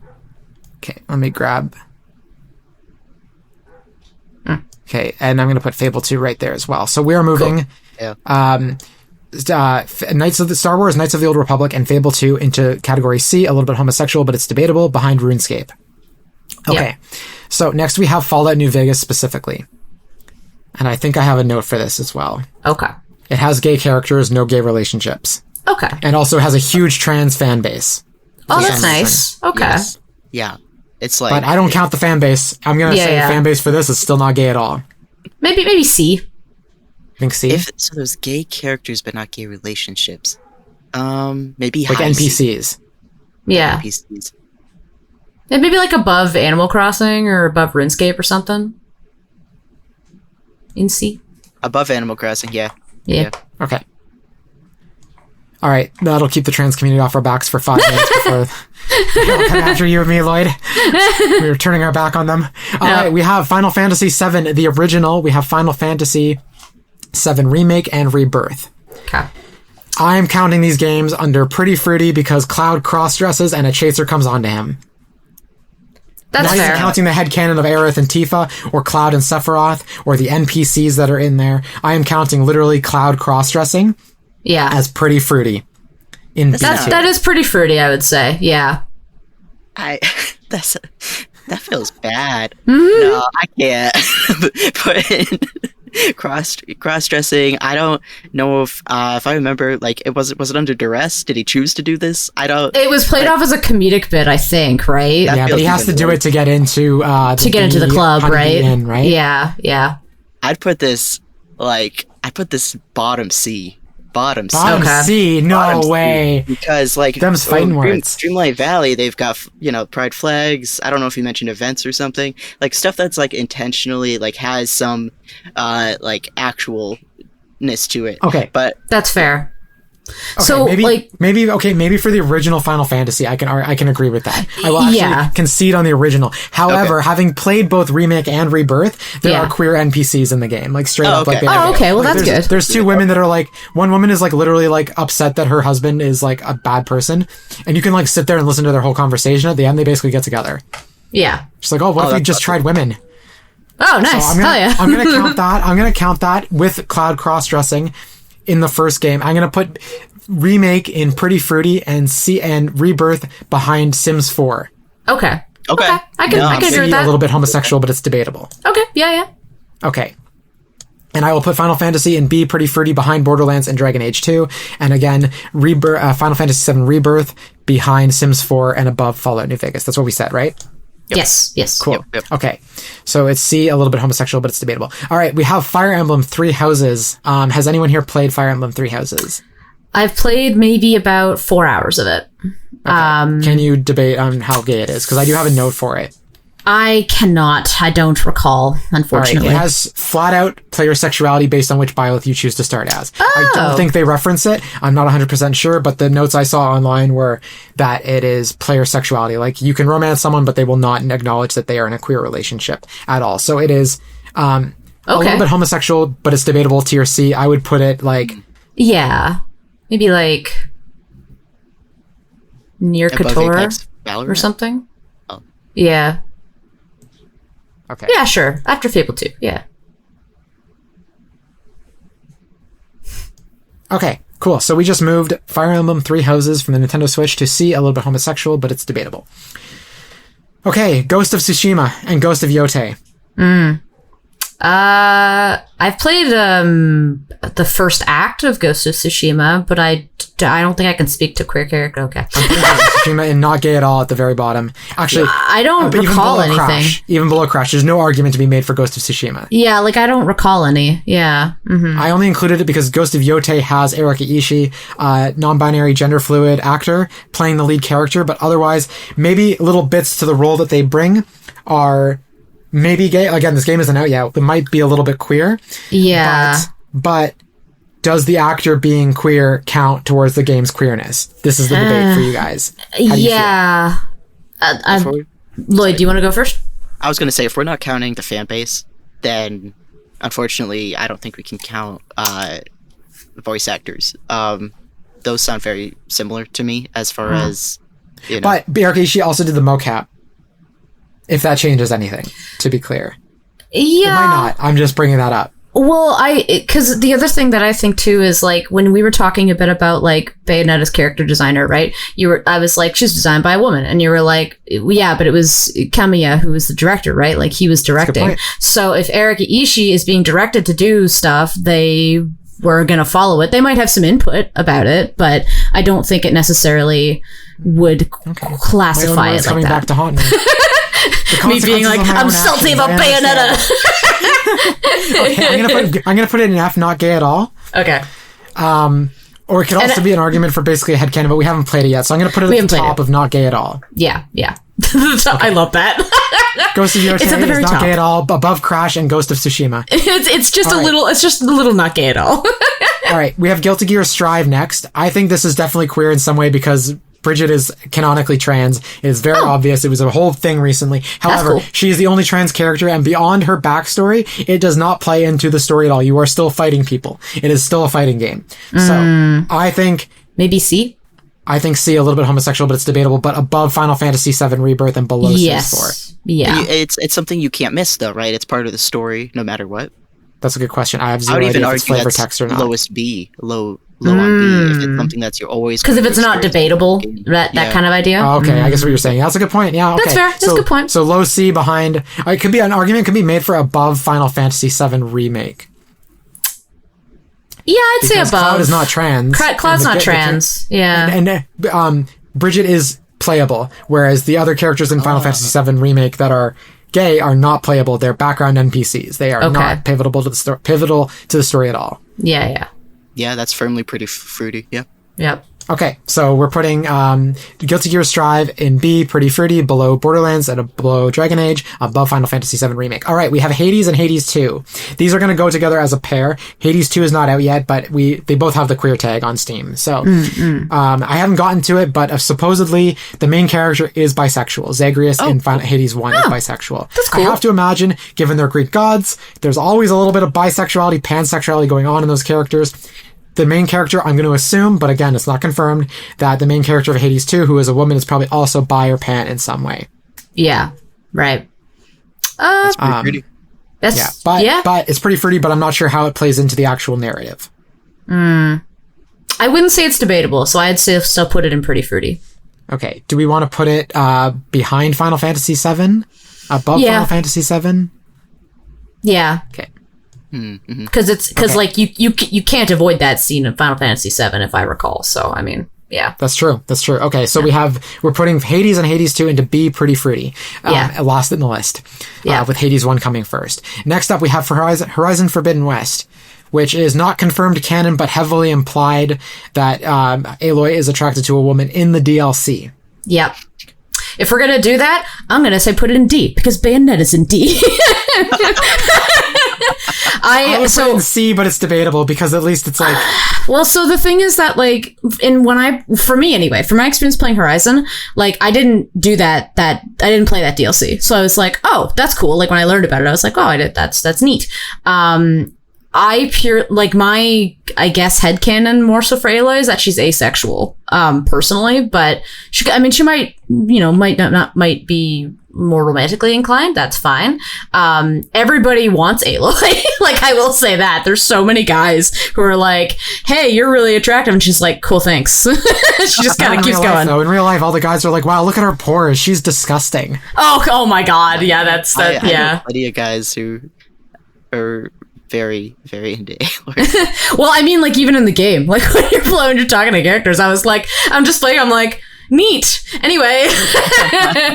Now, she also is, like, we do know that she has some interest in guys as well. So if she's gay in any way, it's, like, bisexuality or pansexuality, if anything. Yeah. I do think you're right. I think headcanon. Yeah. That too. It's tucked behind a DLC. Yep. Okay. Do we want above or below Bayonetta, though? Ekamy, I will defer that to you. Below Bayonetta. No, below Bayonetta, because you have to see the scenes with Jean. Yeah. Okay. It is not hidden. Yeah. Okay. I do think if you play the DLC, you still have to see those scenes with Aloy. If you play the I DLC. agree, it's very late in the DLC. Yeah. Yeah. Okay. All right. We've got Kingdom Hearts. It's time for Kingdom Hearts. We have 1, 2, 3 recoded and 1.5 plus 2.5 HD remix, which is a name for sure. Okay. So you did like the mainline games. Gotcha. Okay. yeah. See, I don't know if this is up to you guys. I have never played Kingdom Hearts, so you have to. I have to defer to you. Gotcha. You've played more than I have, so I'm just gonna do the little bit that I've got, and then you might be able to, if that's okay. Yeah, go for it. Yeah. 1, 2, 3. I've played them. Between Sora and Riku, going back and forth between who will go to the ends of the universe for the other. Correct. I think it's a very strong C. Very strong C. No one's like clearly. Sorry, just the words very strong. Anyway, keep going. Yeah.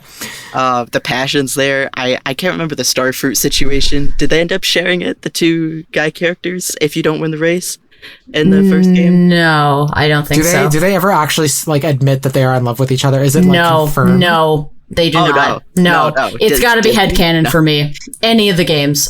Like, in my heart, I'm like, yeah, no, they're totally like a little throuple, like Riku, Kairi, and Sora. 100%.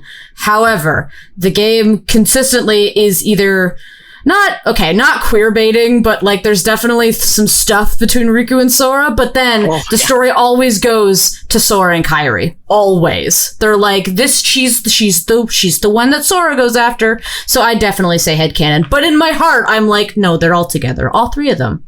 Like, that's that. But I'd say do any of them end up together between the three of them?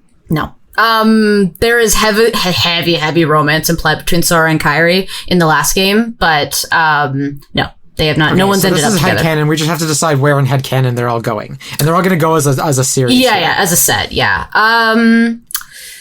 Above Horizon, maybe after Bayonetta.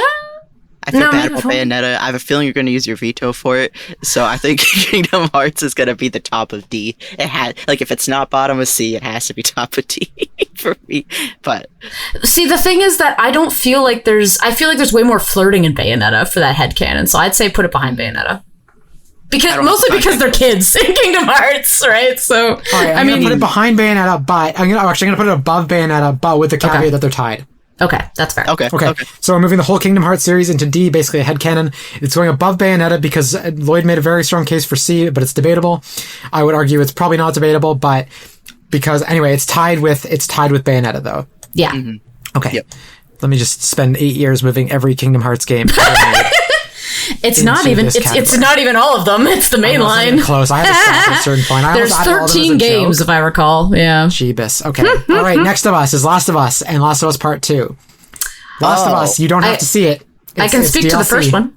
Oh, yeah. The TLC. What am I saying? Okay, so Ellie is canonically a lesbian. She is. Like, it's 100% confirmed that she's yes. However, but it's in behind the first DLC. Game, that is not. You do not have to see it. No. It is DLC. They don't even tell you to play Left Behind as part of the main narrative when it takes place. They still tell you to play it after. So it is completely optional.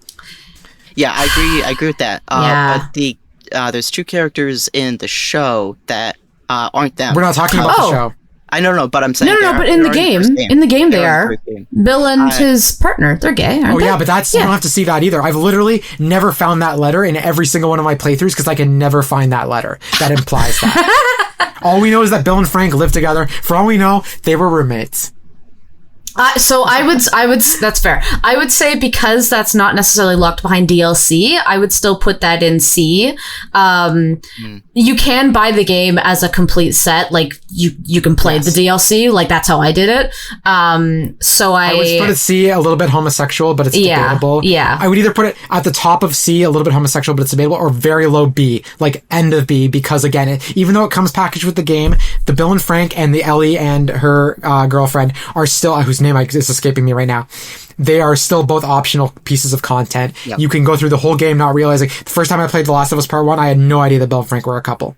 No idea. I just know that they were two dudes that lived together. Yeah. So, what do we think? Low C, low B, or high C? I'll defer to both of you. High C. Yeah. Okay. High C for Last of Us Part 1. Last of Us Part 2, that game is flaming. That game is flaming. So in what ways? I want to hear. Okay, so first off, Ellie and Dina, they are very obvious an item from the get-go. Awesome. Like, in the show and the game, like the game too as well, but like the pretty much 1-to-1. There is literally a sex scene at the start of the game. Nice. All right. Yeah. Is that ass? Like, what are you? I think it's undeniably gay, and it goes above Dragon Age Veilguard, because again, Veilguard is still, if you want to play it as a straight person, you can avoid most of the gay shit. Whereas The Last of Us Part 2, you gotta see that stuff. It's in the story, yeah. I agree. I can see that. Mm-hmm. Also, I realized I just said the SH word. I hope YouTube does not demonetize us. But yeah, Last of Us Part 2 is going on at top of S, unquestionably gay. Yes. All right, we have the whole Life is Strange series. The only one that I think is debatable is 2, because I have not played it. I do not know how gay Life is Strange 2 is. I don't know if either of you have played it, but Life is Strange 1, Life is Strange Before the Storm, True Colors, and especially Double Exposure are flaming. All right. I've only really played a bit of the first Life is Strange, but I mean, I think it's pretty much at its core. Yeah, I think it's either A or S, like any of the games, to be honest. Excuse me. Yeah, it's unquestionable. It's part of the plot. You can't get around it. Yeah. Yeah. Okay, I haven't so played I'm going to put sure I'm going to put all of these behind Last of Us. I mean, again, they could go above Last of Us, but at this point, like, if something's in S tier, for the most part, it's like, it's in S tier. Yeah. I'm not too worried about its like ranking. I'm just going to put the series in order. I might actually put Double Exposure above True Colors, because a lot of the gay stuff in True Colors is optional, because you can choose to, you are bi character canonically, but you can choose, if you choose to romance the guy as the main character who is a woman, you can avoid all the like stuff with Steph. Okay. So I'll put that one last. And again, I don't know about Life is Strange 2. I just literally don't know. Fair. And Double Exposure is like, has a trans character who you have to interact with. Again, it's the same as True Colors, where you can optionally romance different characters as Max, but the trans character is like in your face trans, like it's part of this narrative. Like you have to find out about her identity to progress the story, as bad as that story is. Overall, not the trans character story, just overall, Double Exposure is a terrible game, but it is very, very, very queer. Again, Life is Strange 2, I don't know. I literally don't know. I've never played it.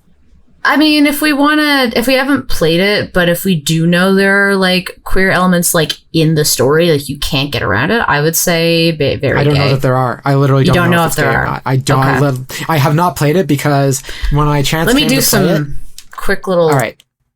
I mean, we've got Celeste with the flag and the vibes, so I think we could put Life is Strange 2 pretty close to that. We could. I don't know. Yeah, I just don't know if I know there's references to the first game, so canonically, like, it's part of a universe that has gay stuff in it. But again, that's a super reach, I think, in my opinion. So, if we don't have an answer, I'm happy to put it behind Celeste and A, very gay. Yeah. But I could also see an argument for C, a little bit homosexual, but it's debatable. Yeah. Because we don't know. A quick little check online says that there are definitely queer elements of Life is Strange 2, but they do seem a little buried. Okay. So I would say, where do we put, let's see, what do we got here? I would put it near Danganronpa and Final Fantasy, honestly. Yeah, I think so. Mm-hmm. Okay, I'm going to put it between those because we're not sure. So I'm putting Life is Strange 2 into C, a little bit homosexual, but it's debatable. It's second last above only Final Fantasy 7. Yeah. Meanwhile, us, unquestionably gay, that category is Last of Us Part 2, Life is Strange 1, Before the Storm, Double Exposure, True Colors, and then the Dragon Age games. All right, Amy, You have to make it short because we are running low on time, but I need your Yeah, that's okay. justification for the first longest journey game only. No problem. Easy. So yeah, longest journey. The main queer aspect of this game is that near the beginning there are two NPC characters who are girlfriends and like confirmed. Like you walk in and they're just on the couch together enjoying watching a movie, and the character explains their relationship, the main character. But they are so it's something that you have to see. Like it's not something you can skip. But that is the main kind of queer thing in the game, and it's not very like it's not like a big part of the game. So I'd say like maybe Pretty Fruity because it's not debatable. Hades. Yeah. Like, below Hades for sure. Fruity. It's really lovely, especially for a 1990s game, like to have that. But yeah, I would say that. That works for me. Cool. All right, so we're putting the longest journey into B, Pretty Fruity. It's the last one after Hades and Hades 2. Mass Effect. Has anyone here actually played? I have not played Mass Effect. Yeah. I talked about this in the first part of the podcast. So I'll make it quick. It's player sexual, is from what I know. I might be missing a queer character. Someone let us know in the comments. But it's also very explicit. So like you can have intimate scenes with any characters that you can romance. So however we're feeling about player sexuality, I don't think the gender of who you're romancing comes into play with like the story. So it's wherever we're putting player sexuality, to be honest. Fair. I would put in a little bit homosexual, but it's debatable. But I can't remember which game was it where we actually had a proper player sexual thing, and now I'm like, well, Baldur's Gate is Gate proper player sexuality. That's a proper one, but I would say above Fallout New Vegas, maybe in C. It's fair. I'd be okay with that. Just because the gender of who you're romancing doesn't change the story from what I remember. I would put it above Final Fantasy VII Rebirth. Okay. Which is one above Fallout New Vegas. Yeah. Sure. Okay. I'm okay with that. Okay. Mass Effect has gone into C, a little bit homosexual, but it's debatable, behind Sims 4 and above Final Fantasy VII Rebirth, which is above Fallout New Vegas, which actually might be kind of fighting words for some people. Next up, we have Metal Gear Solid as a franchise. It's in there, but it's hidden, but it's also very clear if you're is know it what confirmed? You're looking for. Like okay. Okay. Yeah. So But it's also, a lot of it is optional. A lot of it is hidden away. It's very subtle in the way Kojima does subtlety, right? Like, I mean, he's not a subtle person all the time, but... So maybe basically a headcanon? Because it's hidden? Because that's what we got for Horizon. But it's confirmed, though. Is so it it's not a easily headcanon. missable? Like, if you Yes, it's easily missable. Okay. Because it's... Sorry. Yeah. Maybe not necessarily debatable, but debatable if you haven't come across it, I guess. Okay. Yeah. I would put it above Life is Strange 2. Having played only 7 hours of Metal Gear Solid 3 Delta, it's not confirmed, but Ocelot Revolver is fruity AF. Oh, yeah. From what I've played. That's also a Bayonetta argument there, because, like, again, it's not... I haven't gotten to that part of the game yet. So... Okay, with I do think above Life is Strange 2, but below Danganronpa. I do think basically a headcanon. I think so. I don't know. Between RuneScape and, like, that sort of spot right in there near RuneScape, I'm thinking, because... Oh, and see? That has events... I'd put it below Fable. I'd put it below Fable for sure. Oh, and Fire Emblem Three Houses was the other player sexual game I was thinking of, where it's literally legit. This is fair, sexuality. yeah. Okay, Metal Gear Solid. I think above Fire Emblem, but below Fable. Sure. Actually. Yeah. Lloyd, I think you're being too generous. Okay, there we go. All right, so Metal Gear Solid as a series is in C, a little bit homosexual, behind Fable, and above Fire Emblem Three Houses. Okay, Monster Prom. Amy, gotta be quick. Go. This is player sexuality. There's some... Do they acknowledge it? Like, if you romance a woman as a woman, does the other NPC character you're romancing, like, acknowledge that you are in a queer relationship? I don't think verbally. I think they just say, like, hey, this is, like, let's go on a date. I'd say a little bit homosexual. Yeah. Okay, I'm gonna put it above Fire Emblem Three Houses. Yeah. Behind Metal Gear. Yeah. Okay, we're all in agreement. So that's going to C, a little bit homosexual. Yeah. Yeah, there we go. Okay, sorry. Mother 3. This comes from Amy Lynn. This is going to be quick. Mother 3, where is it? She gives Mother 3 a C in the Ontario grading system. A C is a pass, not a borderline pass, but it's not great. The Magypsies are bearded, gender non-conforming magical psychics that fall under harmful visual stereotypes and damaging Japanese queer tropes, but they're ultimately powerful, loving, and important to the story. Yikes on their name, though. They raise Kumatora, who is a tomboy but decently queer codes, especially due to her upbringing. I'm going to put this in debatable. Debatable, yeah. Low debatable. Yeah. It's problematic, but it is like kind of clear, so I'm going to put it above Life is Strange 2 and below Danganronpa. Okay. Actually, an argument can be made for above Danganronpa, but I don't know if we need to do that today. I think it's fine. I'm not feeling strongly, no. Okay. Mother 3 is in C, a little bit homosexual, but it's debatable. All right, we have Nights into Dreams, another Amy Lynn justification. I'm probably going to be putting this somewhere she will disagree with me on. But although Nights is a genderless, non-real world queer way, I still feel as though the main character and what they represent as far as player interpretation is powerful. The dream setting is ideal and very queer. It suffers from being a Japanese game in the 90s, but does well despite that. It was a childhood egg cracking game for me, and the alarm clock in the game that ends your runs if you get hit by it as a giant egg. Wow. I don't know when the egg meme started, but I feel like it was after the 90s. Yeah. Not 100% sure on that. Lloyd, do you know? Not sure. I don't know the history or the etymology of egg It's interesting. cracking. I'm putting this in not gay at all. I just because she's not here to be able to defend it. Basically, headcanon. I'd say maybe headcanon. Yeah. Okay, I can argue that. What am I looking for here? Okay, Nights into Dreams is going into headcanon, and I'm putting it above. Just to be nice to Amy Lynn here, because I kind of crapped all over her choice. I'm putting it above Kingdom Hearts, so it's at the top of D, basically headcanon. Cool. Because the egg thing we cannot confirm. Okay, Outer Worlds 1 has queer NPCs. Cool. Oh, wow. I don't know if they're admissible or not, but it's pretty fruity. But also, like, I would put it around where Longest Journey is. Like, maybe above Longest Journey, because there's more characters than I'd do that. I can agree with that. Okay. Lloyd is nodding in agreement, so there it goes into B, pretty fruity. That's Outer Worlds. Overwatch. This is like RuneScape, where there's like a lot of like cosmetics. That's the word I was looking for earlier. Cosmetics. It's cosmetic. There's in-game pride events like RuneScape, so I would literally put it where RuneScape is.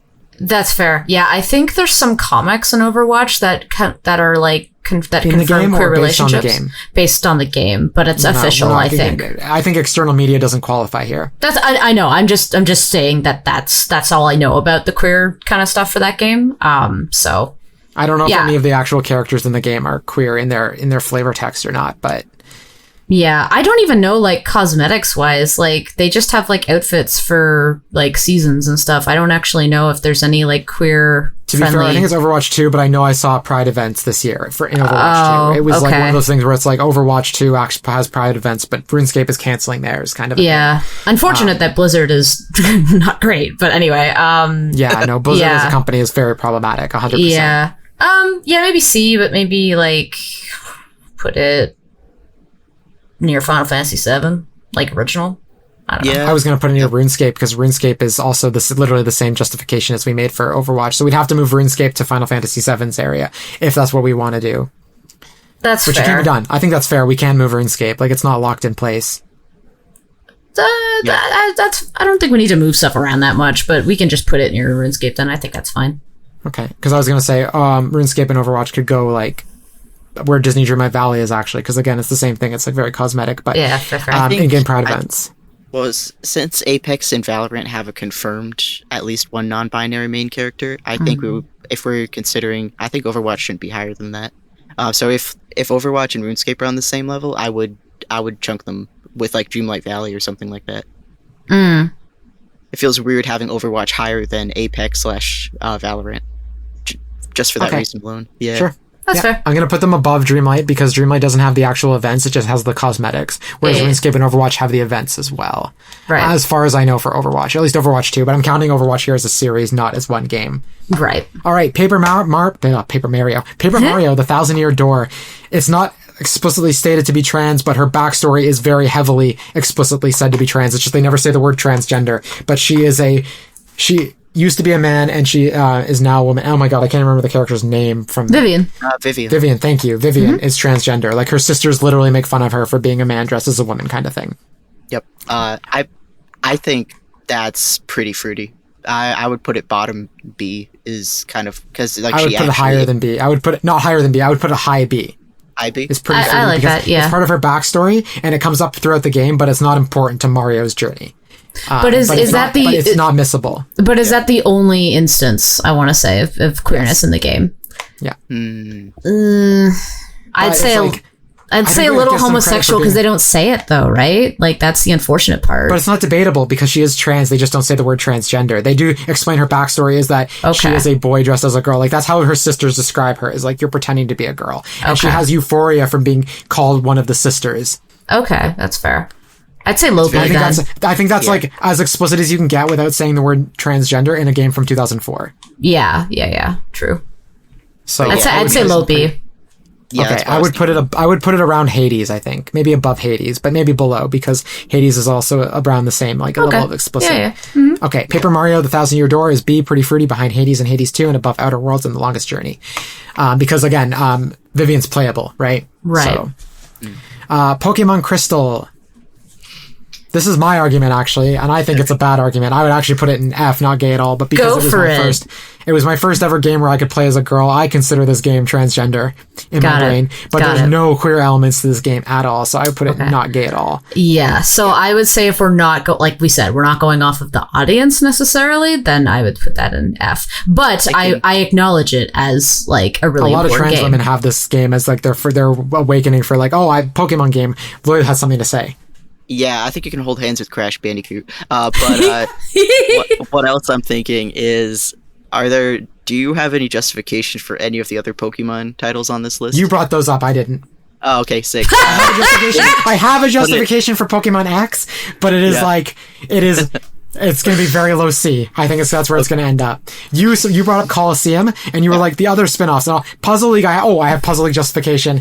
But it might be headcanon. All right, so Pokemon Crystal is going to hold hands with Crash Bandicoot. I'm going to put it behind Crash Bandicoot as a gesture of good faith to Lloyd. In F, not gay at all. Pokemon X has a transgender character. It is like Vivian. She is like Vivian, but it is also very heavily implied and not confirmed. In-game and in the real world, all black belts are men. So this character who's a beauty, she comes up and says, I used to be a black belt a year ago. Amazing transformation, don't you think? However, this character, Did You Know Gaming had to do an entire video to find out where this character came from because the screenshot was all they could find. You have to go deep into the post-game optional battle tower, deep into that, you have to go through a lot of characters and battles to get to this character who says this one line. So it's not a headcanon, but it's very, very debatable. So I would put it below Final Fantasy VII. I agree. Pokemon X. Yeah. Interesting. Okay. And is that true? I don't think I got to that character. Sorry? Is that true? Only men are black belts? Or is it just In the game, yes. In the game, only men can be black belts. Oh, okay. And in real life, in Japan, it used to be that only men did karate. That has obviously since changed, but I think that is where it historically was it was a male-dominated sport. Gotcha. So she has put behind anyway. So she used to be this buff dude. Now she's like this sleek, amazing beauty. But again, very NPC. You battle once, hard to find, very missable. Post game, no one found. Did You Know Gaming had to do an entire investigation to find her to confirm her existence. Mm-hmm. Okay, Pokemon Coliseum. I think you brought this one up, Lloyd. Go. Yeah, I'll be quick. It's you have to. If we're talking Mirror B, that's a headcanon. Yeah, it's not great. It was mainly vibes and just the idea of being able to put a lot of effort into cleansing these Pokemon. Something about it felt transformative. Something about it felt, not allegorical, but it's not great. We can put it wherever. I'm putting it not gay at all. Yeah. Behind Crystal. Okay. Puzzle League. Okay, this one is easy to explain. Jesse, James, and Meowth are in the game, and they're voiced by their American voice actors. My argument for James is that he's not gay in the Japanese version, thus it is probably not canon, and also it's only ever implied through the anime and not this particular game. Meowth is voiced by Maddie Blaustein, who is a trans woman. However, again, we said nothing for voice actors. So I think Pokemon Puzzle League is not gay at all. Or an argument be made because, again, James is gay, Jesse's a lesbian, Meowth is their weird trans cat. It'd be basically a headcanon, but low basically a headcanon. Right. I'd say because it's not part of the story, I'd say not gay at all. Yeah, not gay at all. And I'm putting it high, not gay at all, though. Okay. There's still a queer actor in the game. Yeah, that's cool. I didn't know about Meowth's actor. That's super cool. Yeah. She played Meowth from episode, like, I want to say, like, 29 till the cast got replaced. Oh, wow. Scarlet Hollow is player sexual. Cool. I'm going to put it in with Fire Emblem Three Houses. I know neither of you have played this, and I want to. it's great. It's amazing. I would maybe wait till it's all done, because I think there's going to be 7 chapters like Deltarune, and they're still working on them. But Yeah. it is super, like, good. Like, you can choose your name and pronouns, which is really cool. However, again, all the relationships, they don't reference that they're gay. They're just, like, super... Like, I think if you played these relationships as a man, that queerness would still come through if you were dating a woman, for example. Mm-hmm. So I still think Fire Emblem Three Houses level. What do you guys think? No, that sounds good. I think it's good. Okay, so C, a little bit homosexual, but it's debatable because it's player sexuality. All right, we have Sonic the Hedgehog. I don't remember who said Sonic the Hedgehog. I think I included it because Amy Lynn has been saying it's gay. This game in particular, Sonic the Hedgehog 1... Again, Amy Lynn made the justification last week that mostly of the gay stuff is in the periphery of the external media, not the games themselves. So I'm going to go ahead and say low, basically a headcanon. Yeah. Yeah, Okay. If someone was in this call that played the game fully, I would go through it a little bit more and maybe argue not gay at all, but I Yeah. think it's fine where you just put it. Okay. Splatoon. So, Splatoon. We're going to do Splatoon and Team Fortress 2 at the same time. Very queer fan bases, nothing else. So these are not gay at all. Not gay at all. No, Yeah. Not gay at all. Not by that justification. Yeah. I'm going to put it around Crash and Pokemon Crystal. Okay. Because Pokemon Crystal is, again, based on fan bases. Honestly, Crash Bandicoot should probably go behind all those, but again, gesture of good faith to poor Lloyd here. Where's Team Fortress 2? Right there. All Right there. Mm-hmm. Perfect. Okay. Super Mario Bros. 1. Okay. Gonna say not gay at all. However, Super Mario Bros. 2 has Birdo, who is explained in the American manual to be a trans woman. Specifically, he thinks he's a woman is how she's described in the 80s. And again, Amy Lynn and I were debating last week because Birdo is trans femme, potentially. Yoshi has he, him pronouns in most cases, but lays eggs like a woman. So might be T-boy coded. Again, not canon. Never explained in lore of anything, but there's I think there's high, basically a headcanon, top of D tier for these games. An argument could be made. Maybe a low C, but again, it's never explicit. Yeah, because do they refer to Birdo with pronouns in the first game? Or sorry, second game? I know, because there's really no in-game text in the Mario games. So It's just the US manual that explains that Birdo is trans. Yeah, and that's because it's not in the main game. I'm kind of because if I don't know, if there was something in Pokemon Puzzle Leagues, if they had a manual and it mentioned it, but we left it in F, I would have never learned about the manual or any of that. I wouldn't have learned about anything from Birdo if I didn't read about it on the only internet. thing is, if you bought the game, it did come with the manual. It was included. This is fair. My argument actually is the manual is that was a translation done by Nintendo of America. That was not the Japanese developers' intention to make Birdo trans. That's fair. So I would say bottom C only because near the top of D is Kingdom Hearts. And there's nothing going That's on fair. there. Okay. I can see that. We're gonna put Super Mario 2 at the end of C, a little bit homosexual, but it's debatable. And that's also Yoshi's Island is also the Yoshi representation here. And then Super Mario Bros. 1, not gay at all. Yep. Bottom. Behind where Ghost of Yotei is. Okay, Lloyd, this was your justification. I think this is pretty fruity, but also could be debatable. Super Smash Bros. Because Yoshi's in there, Solid Snake is in there. Yep. Those characters are gay. Or again, we're saying these are debatable, but again, their queerness is really not highlighted at all in Super Smash Bros. No. No, you nailed it. I'm not gonna waste any time on that.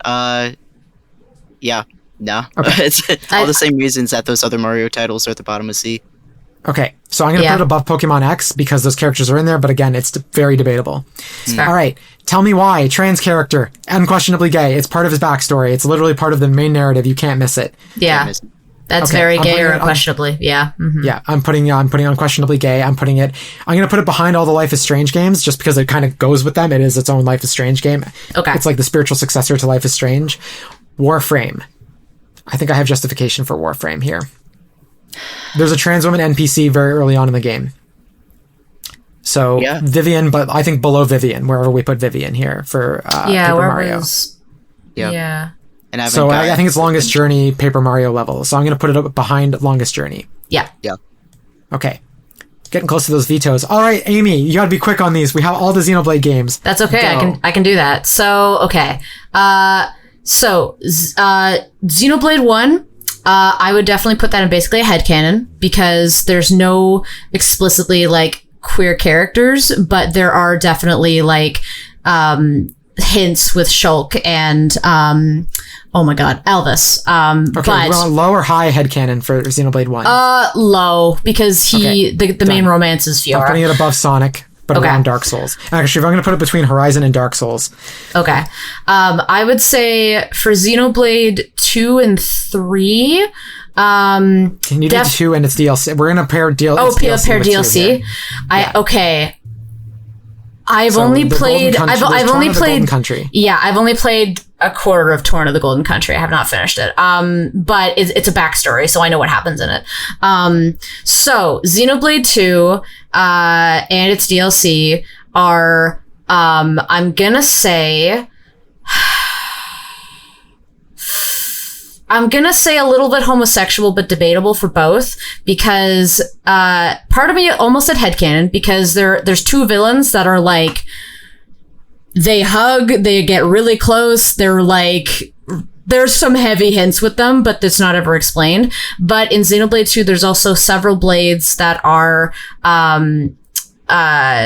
necessarily queer stated, but like there's a feminine presenting male blade. There's a couple of just other blades I think that are more queer. So I'd say maybe a little debatable, just because it's not a headcanon, like for the most part, except for the 2 villains. And honestly, it's not very well written in my opinion. I'm not a fan of 2. I think on the cross-dressing alone, for the femboy, is definitely around where Final Fantasy is. So I think an argument has been made. I'm putting it below Final Fantasy though, because again, the headcanon stuff drags it down a little bit. Put 2. Okay. Put Torna maybe in basically a headcanon, because there's like barely anything in there, to be honest. Okay. I'm going to put it with Xenoblade 1 then. Yeah. All right. And Xenoblade 3 and Xenoblade 3 Future Redeemed. Okay. Xenoblade, so I'll just say the DLC, there's like nothing in there for queer, so let's just put not at all. For Xenoblade, put it with Super Mario and Ghost. Thank you. Not gay at all. Yeah, for Xenoblade Chronicles 3, there is a non-binary hero character, which you can't miss. They're super cool. And there was another argument I had for 3. Oh my god, what did I write in Discord? Let me check. Because it's a non-binary character, right? Are they NPC? Are they missable? No, they're a hero character. You can you run into them if you go into an area. All right, I'm going to argue pretty fruity. I'm going to put it above Outer Worlds, below Paper Mario. Yeah, there's another aspect of it that I wanted to mention, and I just don't want to miss it. Let me scroll. Xenoblade. But yeah, the DLC. Let's see. Do you want a second to look that up? And you go. Yeah. All right, Lloyd, you got to justify Yu-Gi-Oh! Let's go. Yeah, I knew this was coming. So because I forget which game it was, Legacy of the Roses or Duel of the Roses. Okay. So nothing queer. That's is Pegasus in the game? Huh? Is Pegasus in the game? Yeah, but that's kind of profiling. He's just campy. I mean, he's voiced by... No, he's not voiced by the same guy who... But it's for kids, where they queered up all their characters with the voice acting. I would put it with Pokemon Puzzle League. Yeah. Before, we really got into this and got our process down, I was like, queer is all heck. I mean, I think Kaiba wants Yugi, but that's headcanon. And Joey and Tristan, and there's so much going on, but it's all headcanons. It's all headcanon. Okay, so I'm going to say not gay at all, unfortunately. But I'll put it above Pokemon Puzzle League here. Yeah. If it'll let me. There we go. Okay, so that's an FNL gay at all. So we have Ghost of Yote, then Yu-Gi-Oh, then Pokemon Puzzle League. All right. Cool. And then Crash. I've got my point about Xenoblade 3. Okay, go. So I'm definitely going to put it in C, because my other point was that there are 2 female characters that are like, I headcanon as girlfriends, but they're never actually confirmed. You said there's a non-binary character, right? There is, but they don't it's not like they introduce themselves as like, hey, I go by they, them pronouns. People just refer to them with they, them pronouns. That's it. Okay, I'm going to put that below Sims 4. Okay. I'm going to actually put it below Mass Effect, I think. Yeah. above Final Fantasy VII, and C, a little bit sexual, but it's debatable. Yeah. And don't worry, listeners, audio listeners, I'm going to go through this list at the end. Yeah. Xenoblade X. Go. You got 10 seconds to do X. 10 seconds. Okay, let me go back. There's really just a couple like NPCs that are queer that I know of, and they have same-sex parents in some cases. So I'd say a little homosexual, but it's debatable. Okay, I'm going to put that with Final Fantasy VII Rebirth because that's where we put that as well. Yeah. So that's going in C, a little bit homosexual, but it's debatable. The last one is Zelda, Breath of the Wild. It can also be representative of the whole series, but specifically Breath of the Wild I picked because Link has to cross-dress in this game. Link and Zelda are headcanon trans. That's headcanon. Yeah. Link and Zelda are headcanon, maybe gay as well. But that's still just headcanon. That's just like the fan base thinks that. Yeah. It's the cross-dressing, which goes with Final Fantasy VII, I think. Yes. Where it's a little bit homosexual, but it's debatable. Yes, and it's literally, it's put in there because it's it's played off a little bit as comedy, not really. It's more like, oh, you look so pretty, and it's all that. So it's handled a little better than 7, in my opinion. But yeah. Okay, so we'll put it above Final Fantasy VII, the original. I also want to, while we're here, because now that's the end of the list, that's all the games, we've got them here. I'm going to go through the list in a second, and then we'll do our vetoes super quick. I just want to say here, this isn't a veto, but I'm just wondering if we should put Super Smash Bros. Above...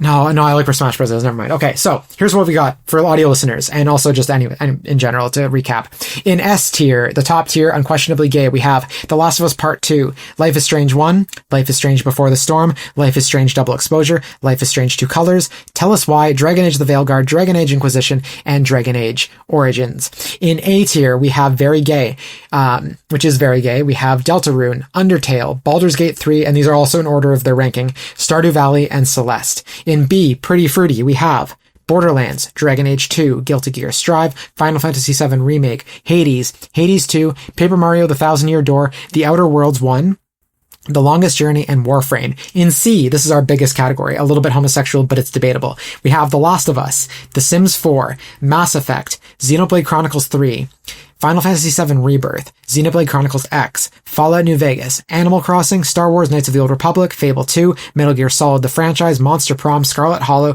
Fire Emblem Three Houses, Apex Legends, /Valorant, because we don't know which one was the gay one, RuneScape, Overwatch the series, Disney Dreamlight Valley, Danganronpa the series, Mother 3, Life is Strange 2, The Legend of Zelda Breath of the Wild, Final Fantasy VII the original, Xenoblade Chronicles 2, Super Smash Bros., Pokemon X, Super Mario 2, not the USA one, and Yoshi's Island. That's C, a little bit homosexual, but it's debatable. In D, basically a headcanon, we have Nights into Dreams, all the Kingdom Hearts games, Bayonetta 1, actually Bayonetta the series, right? We did the whole series. Horizon Forbidden West, Xenoblade Chronicles Definitive Edition, Xenoblade Chronicles 2, Torn of the Golden Country, Dark Souls, and Sonic the Hedgehog. Finally, in F, not gay at all, we have Ghost of Yotei, Yu-Gi-Oh! The Rose's game, I can't remember. Pokemon Puzzle League, Crash Bandicoot, Pokemon Crystal, Splatoon, Team Fortress 2, Pokemon Colosseum, Ghost of Tsushima, Xenoblade Chronicles 3, Future Redeemed DLC, and Super Mario Bros. Okay. We did vetoes. it. Let's go. Yes. You know what? I got no vetoes. The more we went through this list, I was like, you know what? Nah, Bayonetta would be a headcanon by our categorization. I will concede. I will fight you. No time. You can use the veto. No. I do agree. Okay, Lloyd, do you have a veto? I do, and it's bad. It's Crash Bandicoot, isn't it? No, actually, I changed my mind because I still don't understand why this is here. I'm going to move Celeste to the top of B.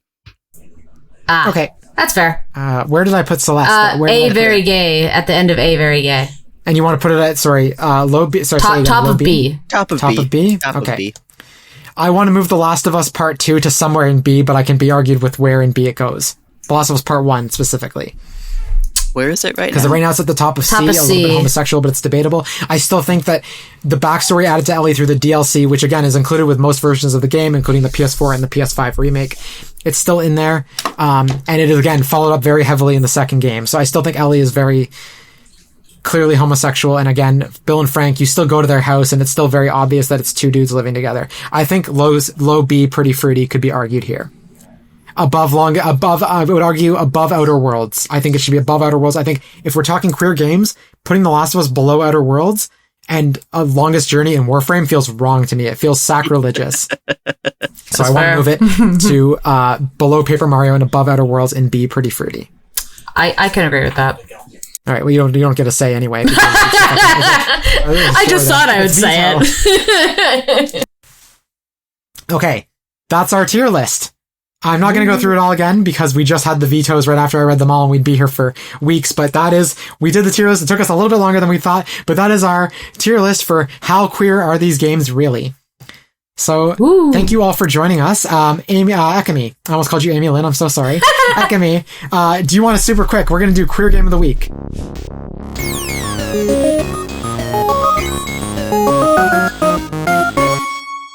Yes. Go, you have 2 minutes. I can do that. For my queer game of the week, I am picking a game called Cross the Moon. It is a visual novel that I am halfway through playing right now. And it is created by a individual named Patrick Rainville. It's a story that is about vampires. It takes place in France, and it is at its core, a visual novel. You click to advance the story. There's no choices. You just enjoy reading it. Very pleasantly surprised by the story. It's phenomenal. It's a little bit Lovecraftian and just kind of spooky, but regardless, it's great stuff. So the queer aspect of it is that there are 2 characters, a brother and a sister, who are main characters. Who are both queer. I hope this is going somewhere. Okay. Oh, yeah, right. Who are both queer. And so the brother has feelings for he's realizing he's developing feelings for his best friend Apollon, who is male. And the sister has had queer relationships with women in the past before, and she also has an attraction to a young woman in the game. And I don't know how things end because again I'm halfway through. But I literally can't say enough good things about the... Sorry? So basically... No, F you. No. No, we're not debating that. No, I know. I'm just joking. Why do you like the game? Super quick. So it's really refreshing to have, queerness, not... It's worked in a really, understanding and just a good way. It's not highlighting these characters as these are the queer characters. This is it's the writing just works it in really well. So just the fact that I like that. And I think just again, I mentioned the writing, it's really phenomenal. It's one of those visual novels where I was I just bought this I don't know, a year ago, and it's been in my library for forever, but I'll just play it. And I've every time I've sat back, I've just been I don't know where the story is going, but in a good way. I'm really excited to learn more about this. And I kept thinking, if this was a TV series or a movie, animated or live action or a book, this would be one of my favorite pieces of media I've ever experienced. It's really, really good. The cool thing about the visuals too with this is that the characters are hand-drawn, and then the imagery, the background imagery, is photographs that have colors overlaid to them. So it's a really interesting mix with the real and the animated. And I believe Patrick themselves is from Toronto. I don't know if they're queer. I also don't know Patrick's pronouns. But I'm pretty sure that at the very least, with the Toronto stuff, there was one shot where a detective goes into a library to do some research, and I went, I know that library in Toronto. That's the Toronto Reference Library. So that's stuff like that was really nice to see. But I really wholly recommend it. The music's great. The story's really gripping. I think it's about a 6 to 10 hour game. I'm about 4 hours in and I'm halfway. And that's just purely reading. So it's pretty chunky for, I think, a visual novel, where it's even without choices, right? So that's my queer game of the week. I really like it. I can't wait to finish it. Remind us of the title. Cross the Moon. Cross the Moon. Just Cross the Moon. Oh, Cross the Moon. Okay. Cool. All right. Thank you both for joining me for this anniversary episode, the first video podcast. I think it went really well. We didn't kill each other, so that's an absolute win. Where can people find you? Super quick. Lloyd, go. Lloyd Lloydster. Lloyd Lloydster. Could be an underscore, could be a period between the two. I'm on most social media, so Twitch, YouTube, TikTok, you got it. Cool. You can find me on Twitch, Blue Sky, and Instagram as Ekamy. For Instagram, there's an underscore at the start, at the end of my name. Cool. Amazing. All right. Thank you both for joining me. Thank you. Thank you. And that just about wraps up this week's show. Thanks, True Avatars, for joining me for another episode of your Queer Video Game Podcast. By listening to the show, you are supporting queer-made content, which is more important than ever. If you want to support True Avatars, it would be really great if you could leave a comment, rating, or review on your preferred podcast platform. You can follow the show on Blue Sky, Twitter, Threads, TikTok, and YouTube under the handle @TrueAvatars, all one word, and on Facebook and Instagram under True Avatars. If you are watching on YouTube, please like, comment, and subscribe, as well as hit the notification bell so you can be the first to know when new content drops. I welcome you to check out the official website, trueavatarspodcast.com. That's all one word, trueavatarspodcast.com. On the website, you can sign up for the newsletter, where you can get exclusive news and updates on the show. Bye, True Avatars. Thank you so much for listening, and I look forward to speaking with you all again next week. Take care and stay safe.